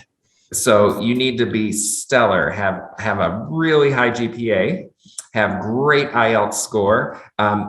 Two things we've not talked about, but I want to be very clear that they can help you. We've talked about the interview, but that happens after all of your documentation is in. You'll notice that we require 2 admission essays.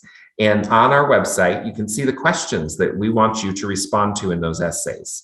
And so create a very well-constructed narrative that answers those questions.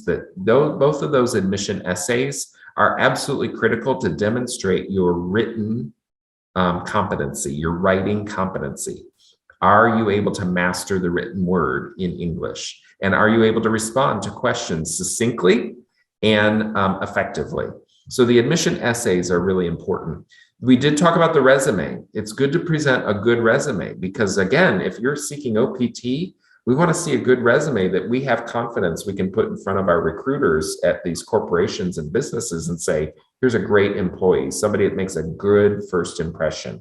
The other thing is we require you to have 2 recommenders, individuals that can give you a professional and academic recommendation. We just need their names and contact information that you enter on your application, and we send them a link to fill out a form and upload their letter of recommendation for you. Those letters of recommendation are very important for us. And so I consider all of these aspects, all of these documents to be critically important to get that 40% scholarship. Okay, got it. And Mike will also support. He will guide you on things. But of course, hopefully all of you should get good amounts of scholarships. So, yeah, got it. Thank you so much. Okay, Sukomal. Hi, Sukomal. Yeah. Hi, Varun. Hi, Brock. Hello. So I have one question for Varun. Varun, I am doing a bridge course, MCOM. So am I eligible for this course? Sukamal, yes. See, let's understand the purpose of the bridge course for you is to get you to that 120 or 150 credits for your CPA license.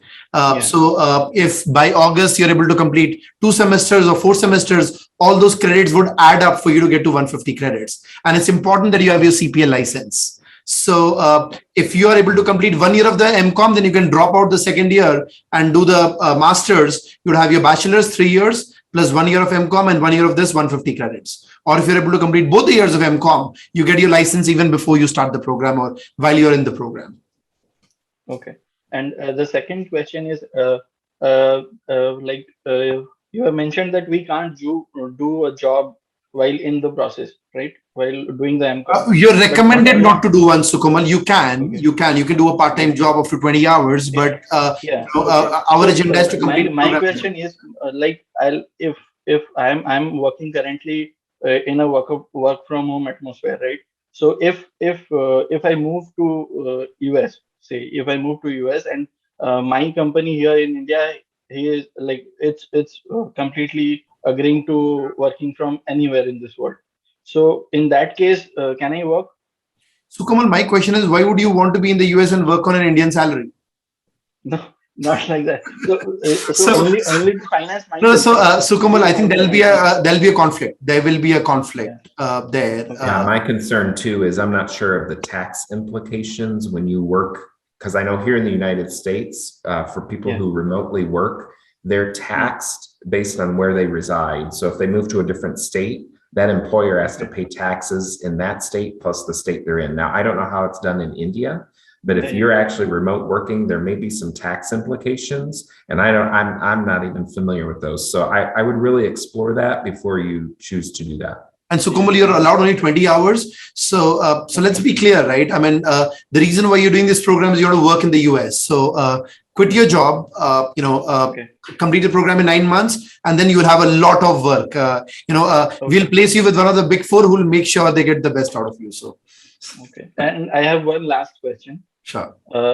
Like if say, how are the medical expenses covered over there? Like I know that medical expenses are huge in US. So if say we move to US and we are studying there and we fall sick, okay. So insurance. How are things going to be? Sukamal, insurance. Okay, but I'll let Brock answer that. So, but yeah, insurance. Like I have my own insurance, but my own insurance, it doesn't permit anything outside India. Right. So we offer the U.S. government requires everyone to have medical insurance, and so the university has for students, international students, we actually have a health insurance plan that we can make available to you. But then there's an insurance exchange here in the United States that you can get through the federal government and purchase insurance through the federal government's healthcare exchange. A lot of people affectionately refer to that as the Obamacare, but it's the U.S. government health insurance exchange is what's also available. But the university provides it. It's a reasonable amount, and we can actually add that right onto your student account, and you can pay the university for that health insurance. How much is that? How much does it cost approximately? I don't know. That's something that usually our international student services who assist you with the visa, they have to estimate a number of expenses. And one of the expenses they'll estimate is the health insurance. And so I apologize. I just don't know what that is. Sure. No, I think our candidates are very detailed, Brock. So yeah, sure. I understand. Okay. Thank you, Sukamal. Cheers. Yeah. Thank you. Deepika, hi. Yeah, hi, Varun. Can you hear me? Yes.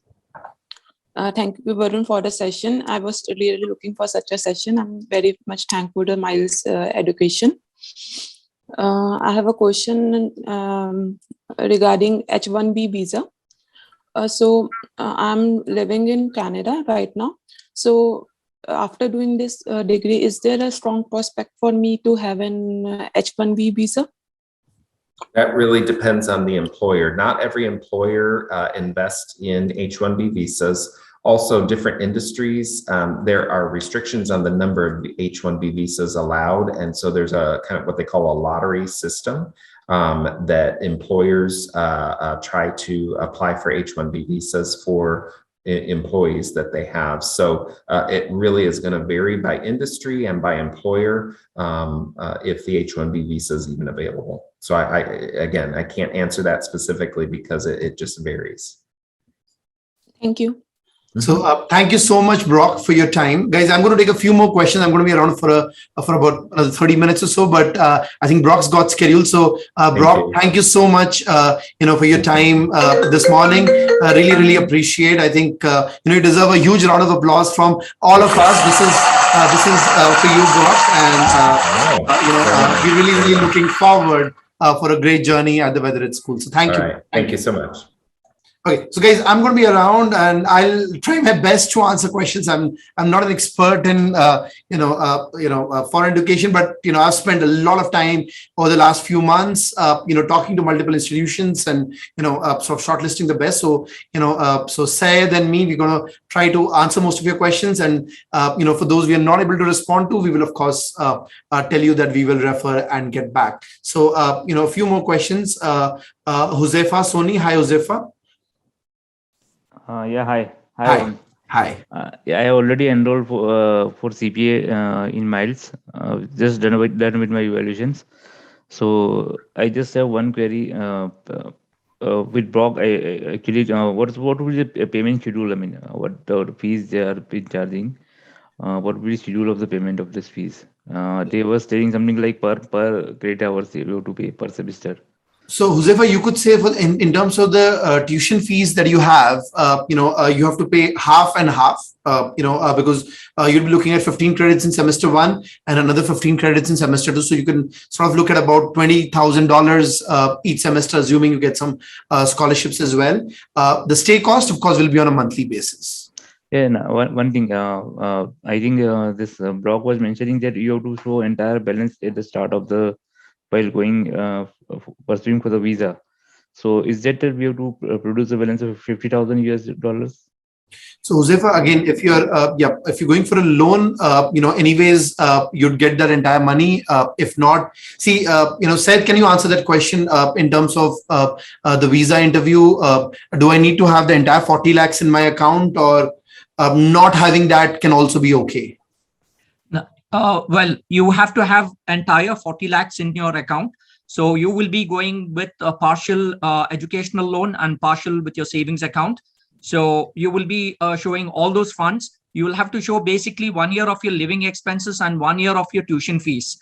That's what the visa officer looks at the very initial stage. And even the university, if they have to roll out the I-20, they will look at your first year of your tuition fees and 1 year of your living expenses. But when you're going on a visa, for a visa purpose, you will have to show the entire 40 lakhs that you can show it in terms of your, property. You can show your, mutual funds. You can show your LIC policies. So all these accumulates, as well as you can show your 1 year of your tuition and 1 year of your living expenses along with the other, assets and everything that you show, which sums up that, yes, you are financially eligible and you can take care of your expenses. Just to put it simply, on a safe side, let's presume on a safe side, you need that 40 lakhs in your account. So you can do it as an FD or something. I would not want to show illiquid assets and take a chance with the visa officer. Okay, got it. Yeah. Cheers. Yeah, thanks. Okay, Divya Raji, hi Divya. Hello, sir. Am I audible? Hi. Sir, is it case Western University is the only one, or are there various? Divya, there are a few more. As a matter of fact, I've personally spoken to about 7, top universities in the US. I'll tell you why we selected Case Western, because a lot of accounting programs in the US are not STEM. Right. So a lot of the accounting programs get rejected. There are only very few STEM accounting programs in the US. And amongst the STEM accounting programs, we found Case Western to be, amongst the best in terms of cost, in terms of ranking, in terms of opportunities. So there are a few others, and you're free to explore. But we've selected Case Western. We're talking to a few more universities, but unless we find something better than Case Western, we're going to stick to Case Western. And is GRE is going to be considered instead of GMAT, sir? The answer is yes, but another advantage that we have is with Case Western, right? So I'll tell you a few more advantages of Case Western. 2022, they have waived off GMAT GRE. Also, a few programs that I've seen from a few other universities would take you 3 semesters to complete, while Case Western encourages you to complete programs in 2 semesters, or rather, there's an easy pathway for you to complete this in 2 semesters. To answer your question, for 2022, anyways, nothing is required. No GMAT, no GRE. Yes, sir. But I already took it. That's why I'm asking. Okay, good. So if you've taken it, we'll present this course. May help your case. Yes, sir. That's it, sir. Thank you. Cheers, Divya. Okay. Hi, Sumitra. Sir, I have a question. Like, I just joined CPA with Miles. At the same time, they have made me join the bridge course for this master in accountancy. I have done my MCOM in business administration, and I have an experience of 18 to 20 years. Like, I am 44 age. Sure. So the same question with Vandana, she has asked I to have the same question. Like my son, one is 13 and one is 8. Like as you said, after CPO only we have to go. That is the best part. I too want to go in the same way. But do we need to apply early, like this opportunity what we have just now? See, Sumitra, again, I would not say fall 2022 is the only timeline. You can absolutely look at a 2023 timeline as well. But if you think you're in a good position to complete your CPA, by July, and you can sort of, put in a lot of effort on it, and you're looking at an August, the earliest possible timeline, then go for it. It's a call that you would have to take. And sir, the second question, like bridge course and this 2 accountancy course, do you think I should go for this 2? You see, okay, so let's not confuse bridge course with a master's. What's the purpose of a bridge course? A bridge course is a course which costs you what, $600 or $500, $600 to meet all the credits, right? So it's not even comparable. This is $50,000 course. So a bridge course is recommended for you to complete the credits. Now, let us say if you've enrolled for MCOM now, you do 1 year of MCOM and then you discontinue MCOM and you go for this. Simple. I mean, you would not need the 2nd year of MCOM. Okay. As such, like I'm not accounting much, like business administration I have done. So I'm worried for, like I will be able to do or no. But I literally want to if you are able to do CPA, this is nothing. Okay. I mean, yeah. So the big deal is CPA. That's the litmus test.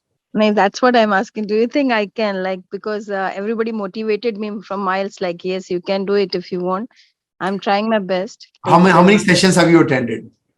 Only 1. Okay. And did you follow the session? Yes, sir. Yeah. Then you're good. You just need to work hard, practice, and it's doable, Sumitra. I mean, we have 82% plus pass rate. But having said that, you need to study to pass. So that's all about it. There's no rocket science around this. Thank you so much, sir. Cheers, Sumitra. Okay, Pravat. Hi, Pravat. Okay, moving on. Abhijit. Am I audible? Yes, you are, Pravat. Hi. Hi, Varun. Hi. Yeah. See, I'm almost covered Vandana's questions. And basically, I am 46. And just a month back, I'm joined in CPA. Now, my only worry is, can I able to do this? Pravat, the answer is yes. Of course, see, this is a path, right? You need to take an informed decision. But can you do this? Why not? Okay. So as I told you, I'm already at 46 and 20 years of experience. So is this experience is going to help there to get some good placement? Prabhu, the answer is a big yes. All the experience that you have will add value when you're looking at jobs there. And in your case, see, if we have a bunch of people with a lot of experience, we work together in terms of getting you lateral jobs. So we also have a lot of Miles alumni who move into the US and multiple job opportunities available. So with your experience, will it help? The answer is a big yes. That's great. So I'm looking forward, and I'll be in touch with Isa, and I'll get information, and let's hope for the best. Cheers, Prabhu. Cheers. Thanks a lot. Thanks a lot. By the way, you are looking great today. Okay, thank you. This is the normal office looks. Thank you. Okay, bye-bye. Ali Mehboob. Hi, Mehboob. Hi, sir. Hi. This is Ali speaking. Hi. Thank you for it was quite, I can say, informative. But I have one question. Is like, we have been like working here in GCC for quite some time, and if we move there for education, and any income that we generate here outside US, like in GCC or in India, will it be considered as success in US while we study during that time? So Ali, what happens is when you're studying when you're working in the US, let's say you file a form 1040, which includes your worldwide income. So your income from outside the US will also be added. However, you also get tax credits for the taxes that you've paid outside the states. So the answer is, it will not really, increase your tax liability. It'll be added on your income and then you get tax credits. We are actually in UAE, and UAE is a 0% tax. That will have an impact, I guess, if. Okay, sorry, you're in UAE. Okay, so how much money do you make in UAE, and while you're in the US, how much money will your assets make? So you got to look at all of that. But Ali, I don't think that's the biggest of considerations. And if you could assign that income to somebody else while you move. Okay, all right. Cheers. Kunal, hi Kunal. Hi, sir. How are you, sir? Very nice. Hi. Sir, I have one question, sir. If someone have you told before we have to apply the loan, we have to show our assets, but we don't have more asset. Like I have only 20 to 30 lakhs assets. So what should I do? See, Kunal, the point is we're working with education institutions, the financing institutions who would look at your profile and all of that. So, if you're interested, get in touch with Gopal, put your name there. We will get you in touch with, the loan agencies, and let's see how we can work that out. See, to a great extent, it should be doable. And if you can get guarantors, then it becomes very, very easy if somebody else is ready to guarantee your loan. Okay, sir, I have one more question. I'm pursuing in CPA, so I have to plan to complete in the November. So after the November, I will join. See, Kunal, there is a batch which starts fall, which is August next year, and then you have batches which start in 2023. So we can look at any option, Kunal. I mean, I would not say that 2022 is your last option, but it's if you're sure about this, then you could even target August 2022. And even if out of 4 exams you've given 3, the 4th exam you can give while you're in the US. No problem. Okay, sir. Thank you. Thank you very much, sir. Okay. Hi, Rahul. Hi. Yeah, hi, Rahul. Yes. Hi, Varun. I hope you're doing good. Yes, very well. Yeah, I have a question for you. Let's suppose it's completely a 4-year investment if I go to US, right? The 1 year for course and 3 year I get the OTP, right?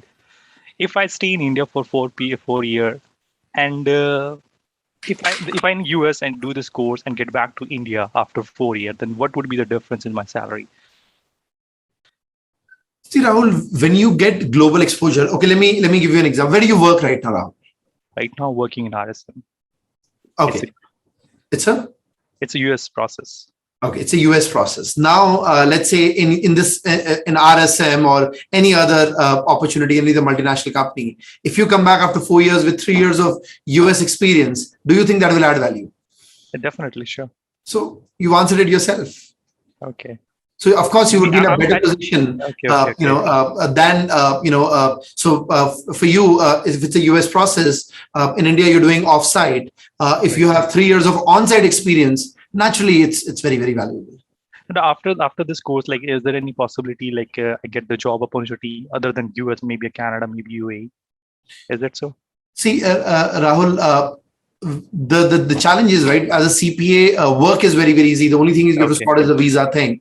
From a UAE perspective, of course, visa is not the biggest problem, but the number of jobs aren't as many as you have, let's say, in India.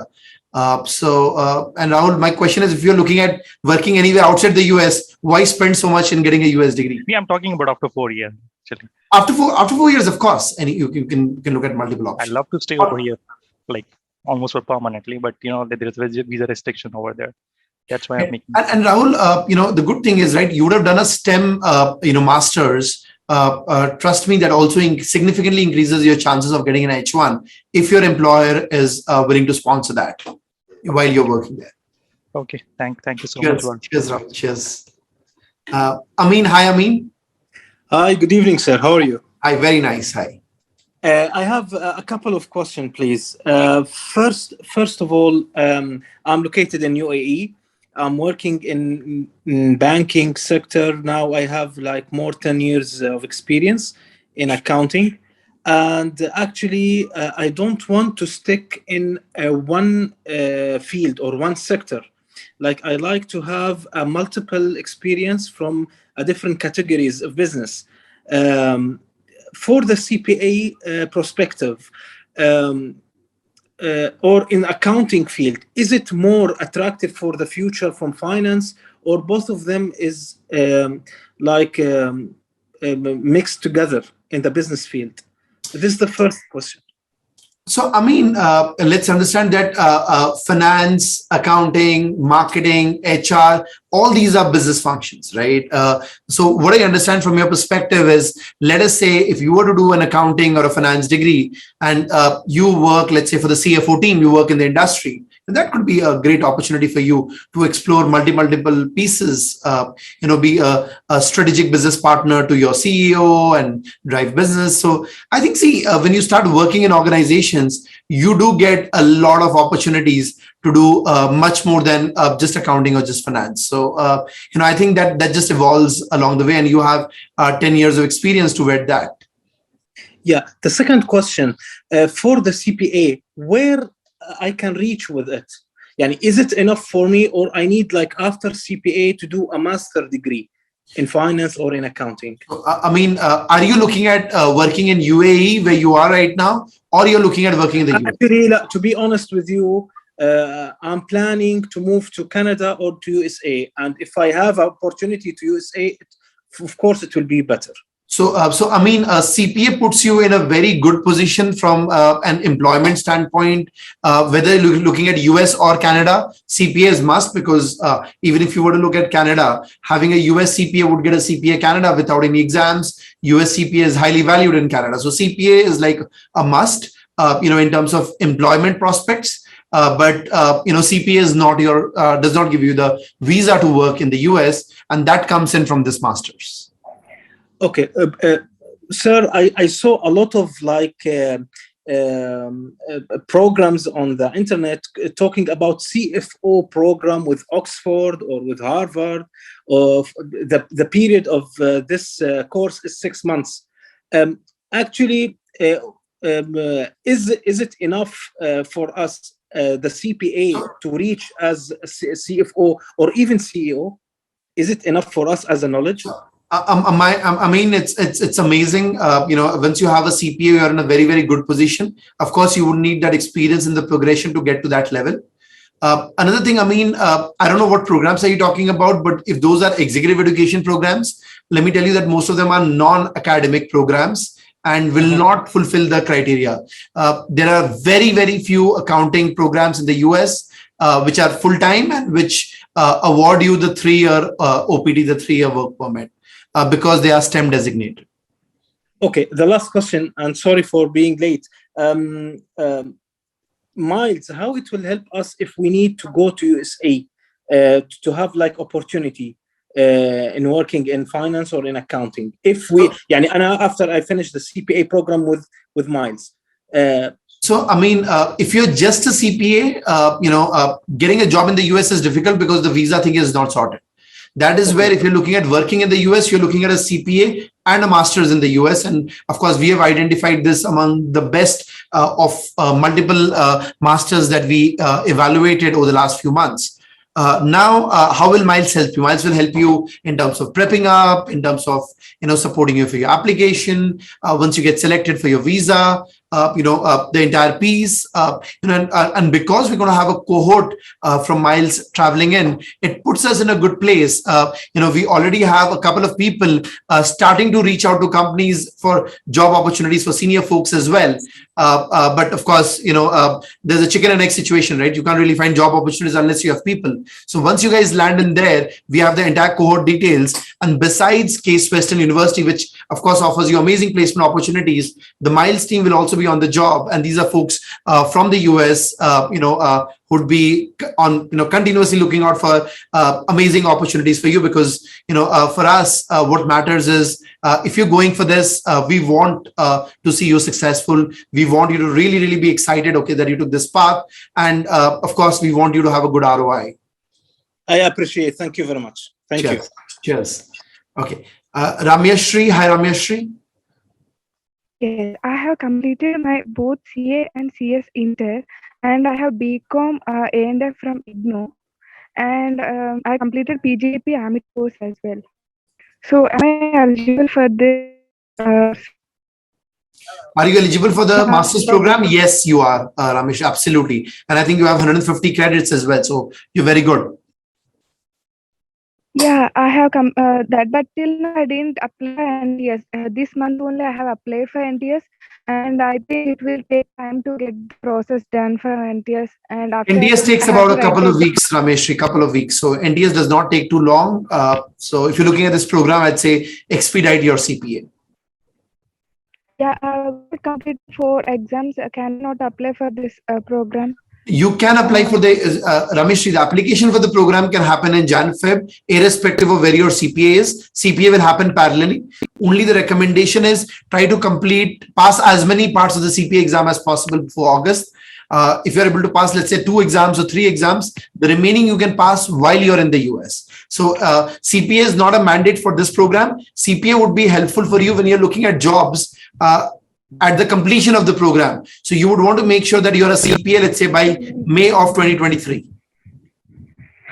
Okay, if I'm not able to complete also, then I can apply for this, right? Yeah. CPA is not a CPA, guys, everyone. CPA is not a prerequisite for this program, but CPA is highly recommended for you before you go in for your job interviews, which is going to be around May of 2023.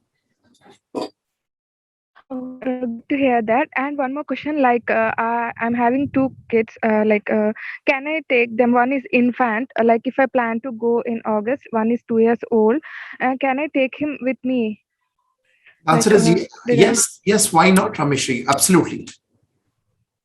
They would go as your dependents. Yes, you can.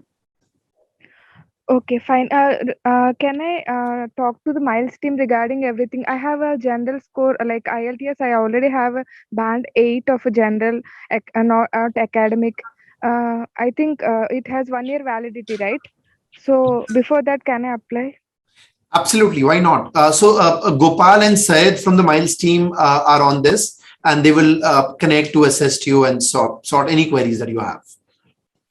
Thank you so much, Varun. Cheers. Thank you. Cheers. So good of you. Nice. Thank you.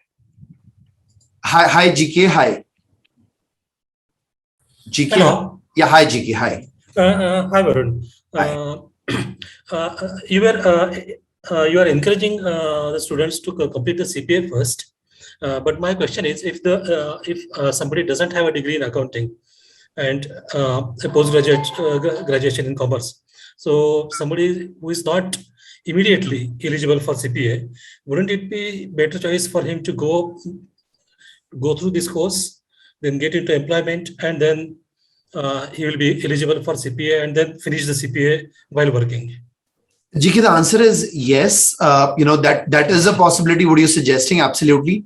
See, but my question is right. And I'm thinking from an international student. So let's say I'm thinking from an Indian perspective, right? When I go into employment there, I would want to draw the maximum paycheck that I can. Okay.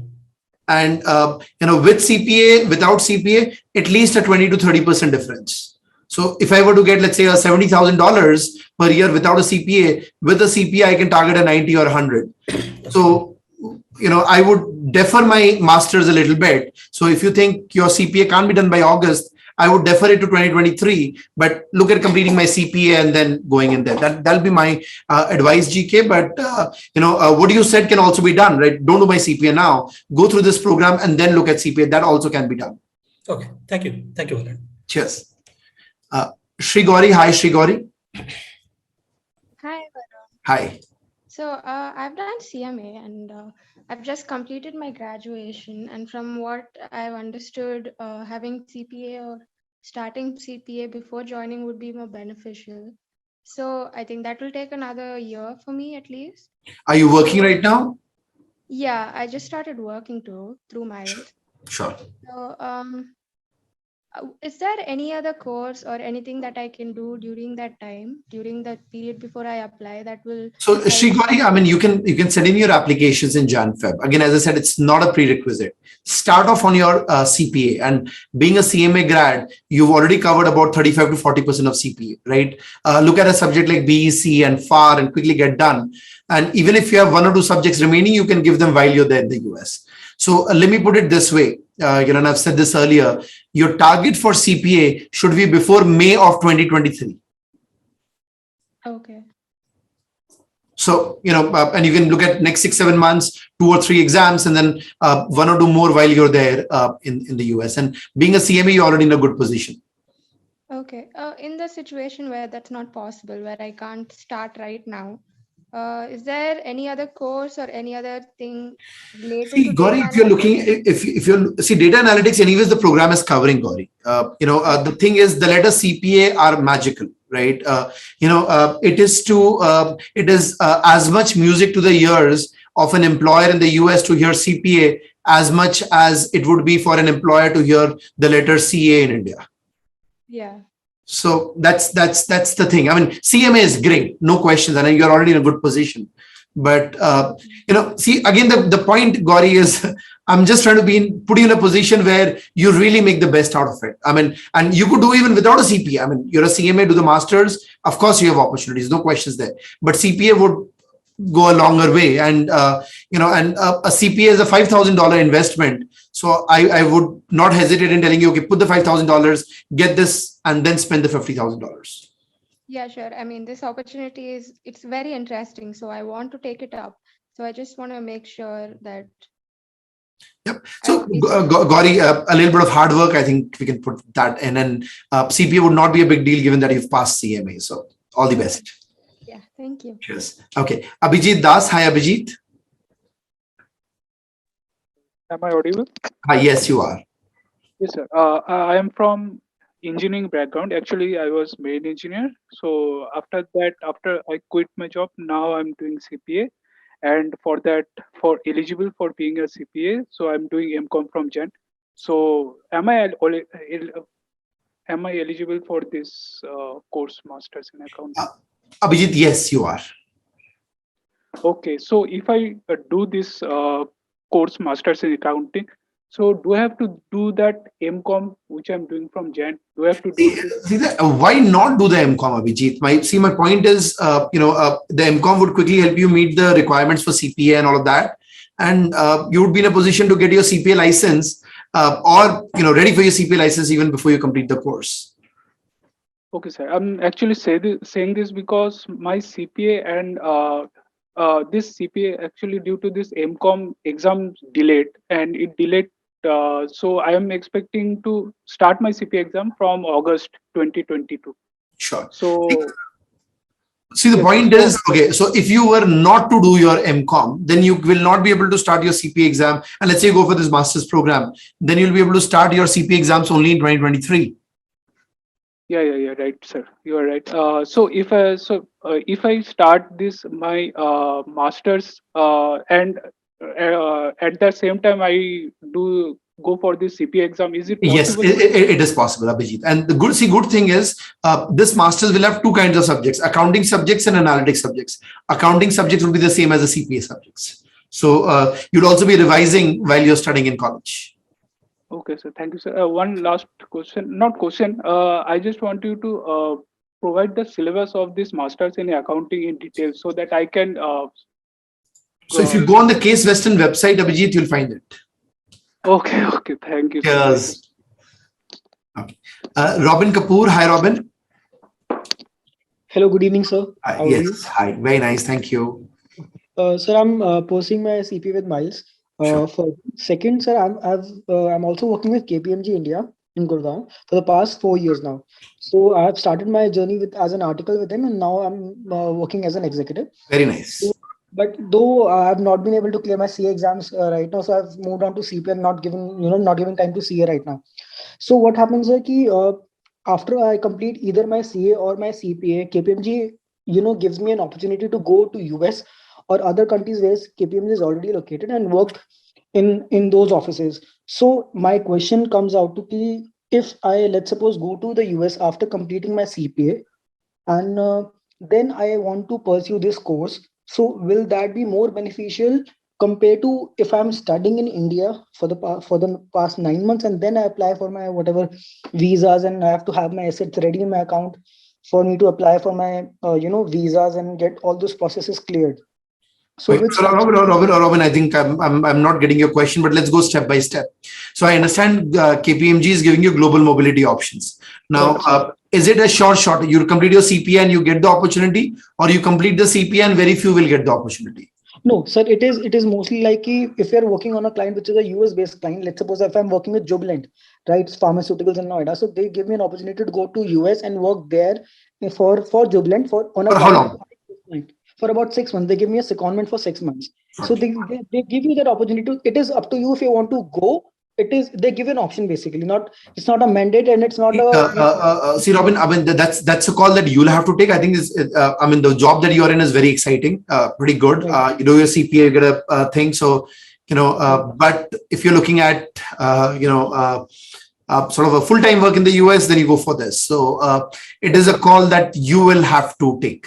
So actually, I'm getting confused in the part ki if I, let's suppose, go to the US on a secondment with KPMG, and then I want to pursue, and then I have to leave my job, right? Because I'll be going on a work visa. Yes. So I'll have to leave my job because I can't work on a full-time basis and do the course simultaneously. You're right. So will my work visa get affected, and then I have to again get my visa? See, for 6 months, anyways, it's a temp visa. It's not a long-term visa, so there is no effect on that. They're not sending you there on an H1 that you're worried about the effect. Okay, so I can leave the job there, stay there, have my things managed at home. Yahan pe ki, okay, I have my funds ready to stay there for a while, and then I can still pursue my course there with Case Western. You will still need the F1 visa, Robin. Okay. It's not that you're on a work visa and suddenly you become a student there. Right. US immigration is. The point was, right. So इसका जो process है, इसका वो process है, Robin. जो process है वो है. So आप don't write permutation combinations around this. You will not land up anywhere. So the process for this. Because I was thinking so CPA करके then ही जाना ज़्यादा suitable है compared to going and then getting on into all those hassle and then परेशान होना. Like if I go there on with KPMG and then leave my job, go change my visa. Robin. If you're looking at this, then don't worry about the 6 months secondment on KPMG. You don't need that. Then you quit your job whenever you have to quit, and then do your CPA. Go for this. Done. Thank you so much for the time, sir, and you give lovely sessions. Thank you so much. Thank you, Robin. Cheers. Thank you. Okay, Ashish Bhatt. Hi, Ashish. Actually, my query is that I'm a company secretary and a lawyer. I have 15 years of experience. Sure. So right now I'm doing CPA and I have cleared one subject FAR. I have cleared. Very nice. Okay, but my problem is I do not have any practical experience. So, I'm quite confused. Like you are saying, we should complete our CPA by August. So it includes any practical experience also, or like how we would get practical experience? See, Chandrakant, what have you been working on? You've been working on as a company secretary? Yes, yes. So see, that experience, compliance, secretarial is experience enough from a CPA license standpoint. It will also help you when you're looking at jobs there. So I don't know why you say you don't have experience. I think you have a lot of experience. Actually, I'm saying the core accounting experience, basically. Chandrakant, I mean, you don't do you don't have to work on a core accounting job as a CP. So in the US, so in India, what they have done is they have done CA and CS separately, right? In the US, even the secretarial things are done by CPAs. Okay, okay, great. And one more thing, actually, I wanted to ask, like, they have named it as Master of Accountancy. So actually, the name looks quite normal, simple. So it would have been better if they would have named it as Master of Accounting and Analytics or something like that, because that would have given a future perspective. Simply Master of Accountancy is a very simple term, actually.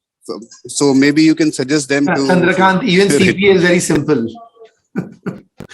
Okay. So this is Masters of Accountancy Analytics track. So on your degree, you would have the word analytics also mentioned, because otherwise it doesn't become a STEM, right? So on that Masters of Accountancy, they have two tracks. One is a non-STEM track. So the second is a STEM track, which is analytics. So for you, it's Masters of Accountancy, MAC, analytics track. So that would come on your degree. Okay, sure. Thank you. Yes. That was my query. Okay. Thank you. Cheers. Thanks a lot. Yes. Okay. Harmeet Singh. Hi, Harmeet. Yes, sir. So I work as a credit analyst with Barclays. Sure. And my question is regarding the letter of recommendation. So I'm looking forward to apply in this particular university. And thank you so much for making this collaboration and bring this opportunity to all of us. So my question is, I completed my graduation from Delhi University through distant learning program, but that is the reason I cannot get a letter of recommendation from an academic person, like a professor or somebody. So I mean, how do we solve that problem? I mean, that is not a very big problem. I can so for one, I can give you one letter of recommendation, and second, you can get it from your manager at Barclays. Well, that's perfect. That solves my problem. Thank you so much. Yes, sir. Good evening to you. Yeah, take care. Bye bye. VK Mishra. Hi, VK. Hi, Varun. How are you? Very nice. Thank you so much. Yes, my name is VK Mishra. I'm working as a manager in GenPad, Financial Planning and Analysis, last 2.5 years, and I'm pursuing my CPA and about to complete it. Just I have a question regarding this exam. Considering this is going to start next year August, and there's a COVID situation going on.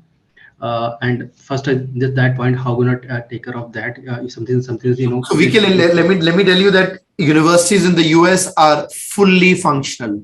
Most universities campuses do not even require a mask. Pfizer is coming up with a booster shot for people. So the US is fully functional. I mean, I know a lot of people who are currently studying, a lot of students who are in the US, and they say everything is fine. In a class, the only place where you need a mask is when you're inside the classroom, and that too, there's a lot of leniency in the process. So yeah. Thank you so much for clarifying that. Second question is that since is it one of great opportunity for all of us who's just been in this particular Zoom call, and since considering the investment point of view and the ROI is it's certainly great. So is there any going to be any education loan or any going to be any assistance that we can get, because it's something we can do or something that can get some help from outside, so it's going to be. So VK, we are talking to a few financing institutions trying to get the best loan rate possible. So we're talking to banks as well as NBFCs. NBFCs are faster. So, so we will also be supporting you.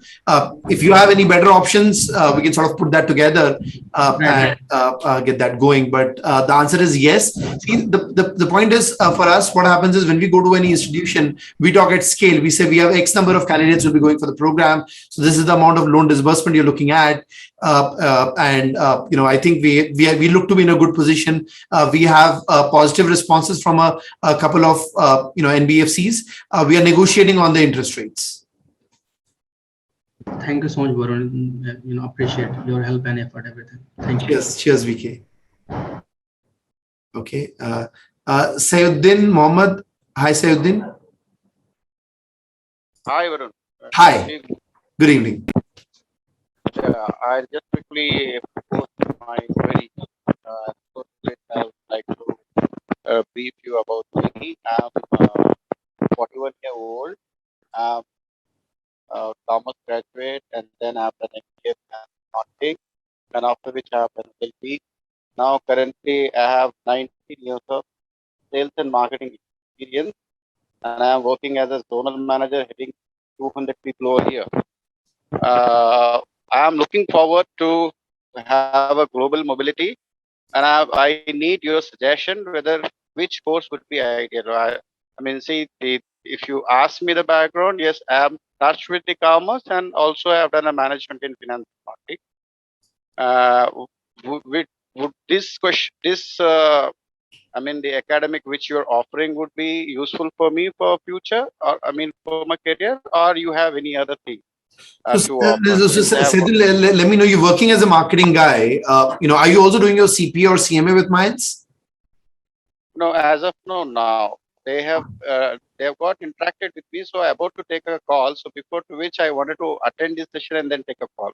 And all your career has been in sales and marketing? Yeah. And are you excited about accounting and finance? Yeah. How is it? I do. I see the major my interest would be to you know, establish myself in Western country. I mean, maybe the US. Okay. Okay. So Sayuddin, if you want to stay in marketing, look at you know, I'm not very sure. Look at an MS in marketing analytics program or something like that, and that could be another opportunity for you. You know, we've not done enough research on that front. Or if you're looking at an accounting track, of course, then CPA and this program will work wonderfully well for you. Would my experience of sales and marketing will it work? Because it's see your sales. Sayuddin, see in the US, right? In the US, you know, they are employers are not very fussy. If I'm hiring for the job, it's not that you need to have this experience. You know, and we see a lot more fussiness with employers in India. You know, you would let's say I'll give you an example. So I used to work for Morgan Stanley many years back. One of my managing directors in the New York office was a history graduate. So now tell me, what is the relation between history and investment banking? So, you know, you see that all the time in the US. So that is not a problem. So you mean to say that after pursuing this course, it will be easy for me to get a job, maybe because age also would be a see, Sayedun, that is why you know, this course is going to be the cake. If you have a CPA, that becomes the icing on your cake. Okay, sure. Cheers. All the best. Okay. Vidhi, Sajid, hi Vidhi. Hey Varun. Hi, hi. So I'm actually a chartered accountant, Sure. and I've also done my BCom and MCom. Sure. And I am looking forward to giving my CPA in the near future. I was also looking for options like MS, like you said, masters in accountancy, and so I would have actually preferred masters in taxation and analytics. And I actually wanted to know that after doing masters, like you said, after doing masters, we do get 3 years of extended visa so that we can study, so that we can, you know, work somewhere. But my question is, so after that, will I get an extended visa for later than 5 years, because I've already done my chartered accountancy. So I don't know if that's going to be one of the problems in my visas if I want to shift to the US. No, so Vidhi, that you have done your CA will give you about 60 odd credits for your CPA eligibility purposes, but that's about it. Your CA will not be go a long way in terms of employment opportunities, nor of course it will compromise anything. So if you're looking at opportunities in the US, CPA would be your trump card along with this masters. But I didn't get your question around the 5-year opportunity. So you get a 3-year, a 1+2. So a total of a 3-year work permit, because this is a STEM MBA, a STEM masters. After that, during the 3 years, you apply for H1s and all of that. And if that gets approved, then of course you stay for much, much longer. Yeah, so I just wanted to know, since I've already done my CA, is that a negative point for my visa? Why will your CA be negative, Vidhi? Because what I heard is, if I've already done my CA, my education is already completed in India. So the question that the visa officer normally asks is, why am I doing an MS? And it's like, I'm just doing my MS because I want to shift to the US.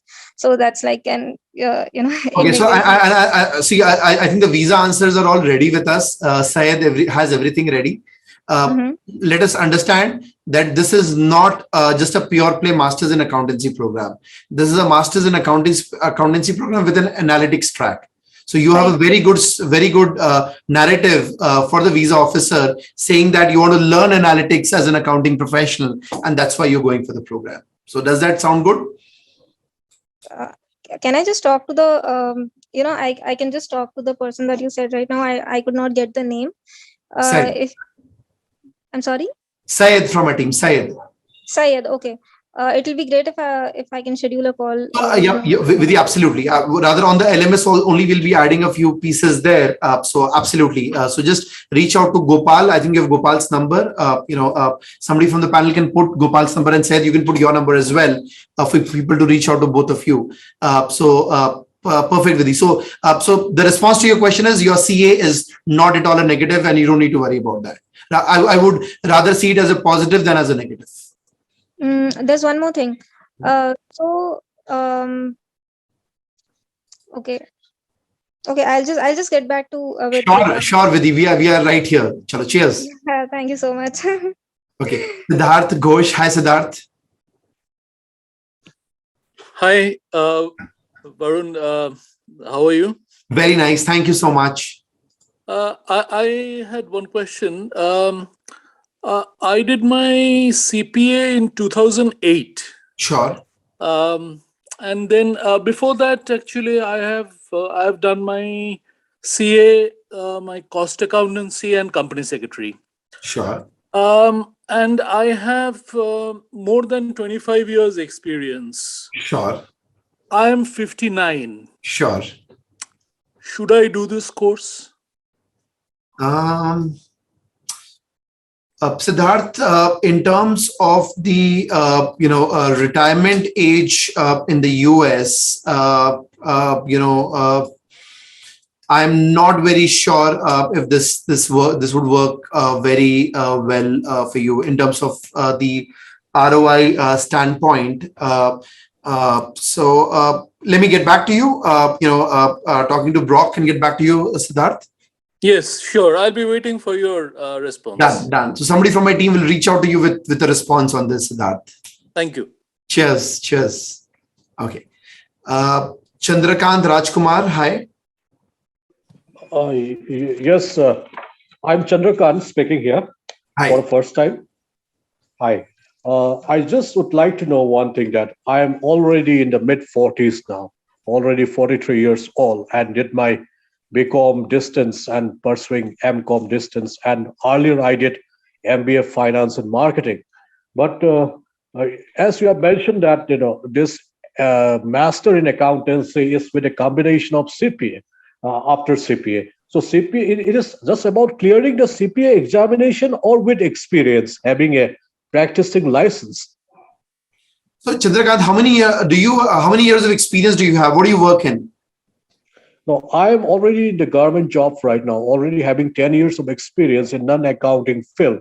It's not related with finance and accounting. But my question is, as you have mentioned a combination of CPA and the master degree in accountancy or analytics, this CPA is just passing the examination of a CPA or having an experience, having a practicing license? So Chandrakant, only passing the CPA exams is a very good deal.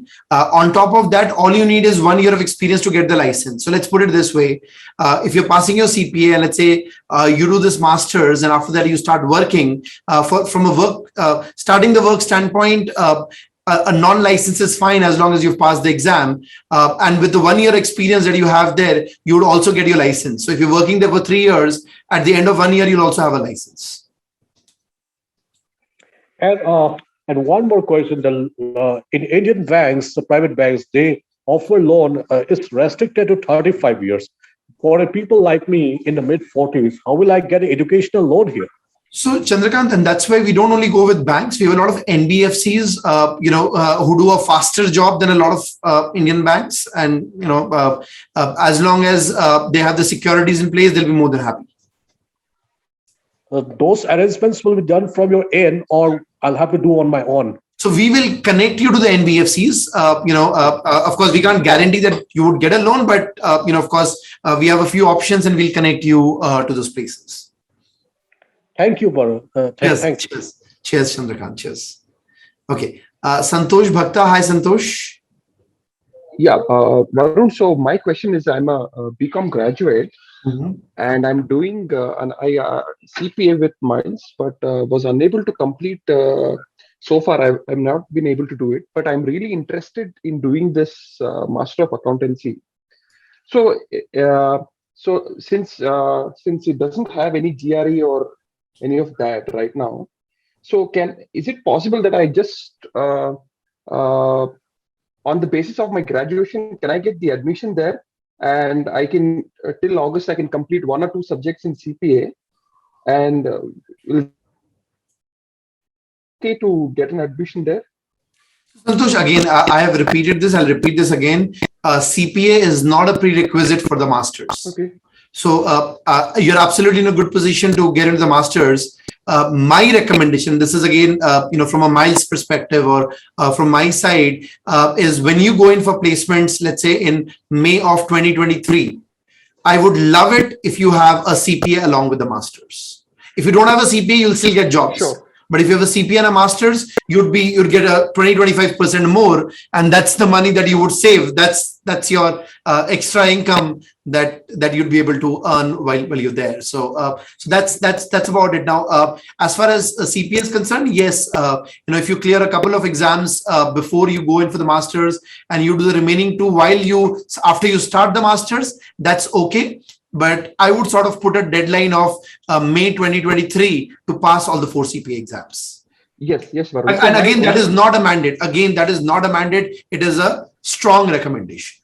Yeah. So, Varun, my question was that, am I eligible just on my BCom basis for admission? Okay. So then I'm good. Yes. Your BCom is from which university? What division? Bangalore University. I'm a regular college. And the first division? Yeah, first division. Okay, you're fine. You're good. Okay. Then okay. Thank you. Yes, Thank you so much. Thank you. And Varun, the only other thing is that the education loan is like the normal education loan, like we get it for like MBAs and all that they apply. Would that be like we get a letter of intent from the college? All of that, right? The answer is yes. Yes, Santosh. Yes. Okay, so, see, all of those are logistics things which can be sorted. Those are not the biggest worries. The big thing is if you're excited about this, then we move forward, and get you connected to the bank and the NBFC and figure this out. I think more important than the loan right now is getting the IELTS thing started, getting the application started, and the loan can work back. Sure. Thank you so much. Thank you so much. Yes, Thank you. Okay. Hi, GK. Okay. Sumitra Sagar. Hi, Sumitra. Hi, sir. Again, sorry. That time I was confused to ask the question. Like I'm a business lady. As such, I have experience with again marketing, sales and marketing, 18 to 20 years, and after that, I'm doing my own business. Uh, Turnover is good, but I am doing the CPA just because I want to study and I want to learn accounts.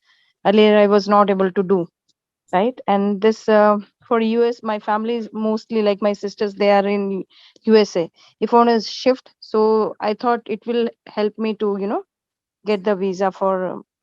But my family is like after this much studies and well settled business, do you want to do again job? Like their question is, can I do business on the CPA, like CPA form? I don't know. I want to be in business only, frankly, not a job. See, But Sumitra, I'll tell you from a business perspective, when you were looking at setting up something in the US, yeah, you need, business needs a lot of other things, right? It's just not, you're a CPA and you start a CPA firm.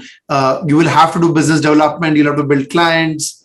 I would not put that as very easy. And you've done business for you to understand that, I can't just tell you, okay, do a CPA and open a practice there, you'll do good. It's not as simple as that. You'll have to spend a few years there, build a network there, and then get onto a practice, not on day one. not only in USA, like in India, if you want to do business with. In India, why not? In India, why not? So I have a lot of CPA alumni who are getting in US work, doing here, working on SOC compliances and other things.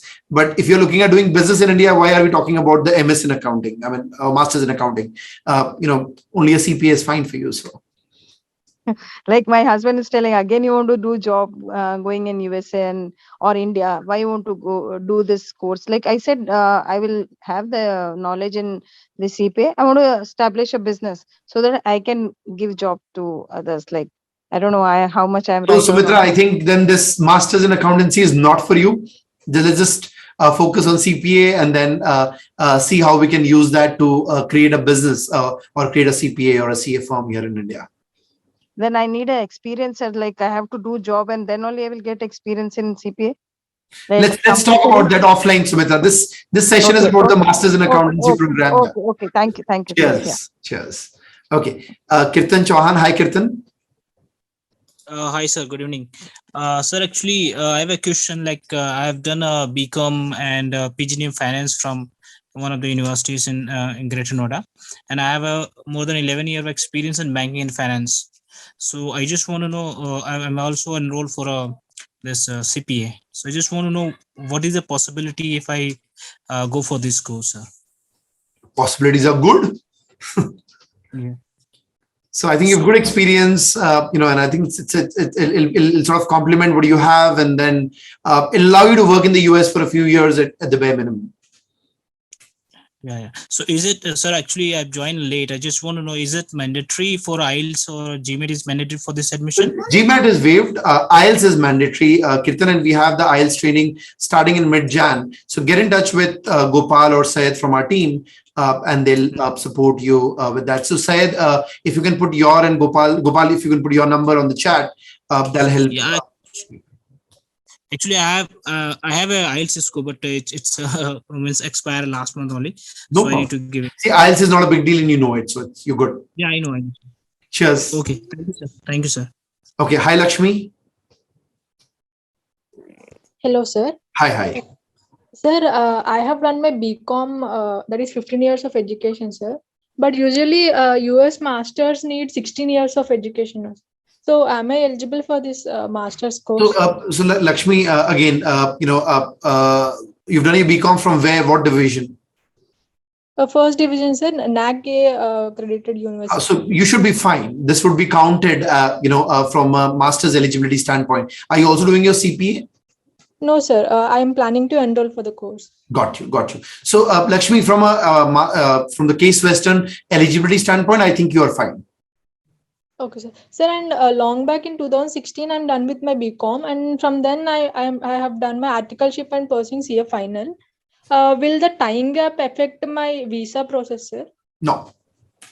See, you're looking at an F1 study visa, right? If Case Western, which is one of the best universities, one of the good universities in the US, they send you an acceptance letter, and you have enough, you're able to show the finances and the money in your bank. There's nothing holding you back. Okay, sir. So one more question regarding CPA course. Regarding that eligibility which we need to have to get the license, 1 year of experience, will my articleship experience count for that? It will count. Yes, it will count, Lakshmi. It will count. And you also cleared CA Inter, is it? Yes, sir. So you're a BCom and a CA Inter. So 90 plus 30, you're already at 120. What you could do is, enroll for an MCom quickly so that you complete the 150 very quickly and you have a license before you go for placements. Or you can look at this course for the remaining 30 credits. But in that case, you get a license only after completion of the course. So that's a call that we can take, Lakshmi. That's not a big deal. I mean, either way works. But doing an MCom would sort of make sure that you have a license before May 2023. Okay, sir. Thank you, sir. Cheers, Lakshmi. Okay, so last one more question and then we'll call it a day. Josefa Soni. Hi, Josefa. Hi. Hi. I just want to take one again. I have already done my evaluation for CPA and I have 190 credits. I have done BCom from Delhi University and CMA from India, CICWA. So, and certain course BCom I have done through distance learning. So in BCom Delhi DU distance learning they score less. So I have around 45%. So would I be eligible for this? See, Josefa, I think you should be fine. You're good. Hello. You're good, Josefa. You're good. Okay. Cheers. And one more question, one last. Sure. This I done evaluation last month only, so I'm planning to apply for NTS in next 2022. So what will be the next, like if I cannot meet this August deadline, what will be the next option for me to apply for this program? 2023. So you have cohorts starting every year. So you can look at the 2023 cohort for the university. It will be in August only, August 2023, or before that also. So you also have a spring which starts early 2023, and then you have a fall. Okay, got it. Cheers, Josefa. Okay, so guys, thank you everyone for joining and staying back. I think we planned for an hour-long session, and we are 2 hours 45 minutes. So amazing. Love to see the response, and looking forward to see your career progression, to see a lot of people exercising this global mobility option which comes in with your CPA, and of course on top of it the masters in accountancy with analytics track. So thank you so much, really appreciate, and guys, looking forward. So let's have a huge round of applause for everyone joining in this evening, and thank you guys. Bye everyone. Bye.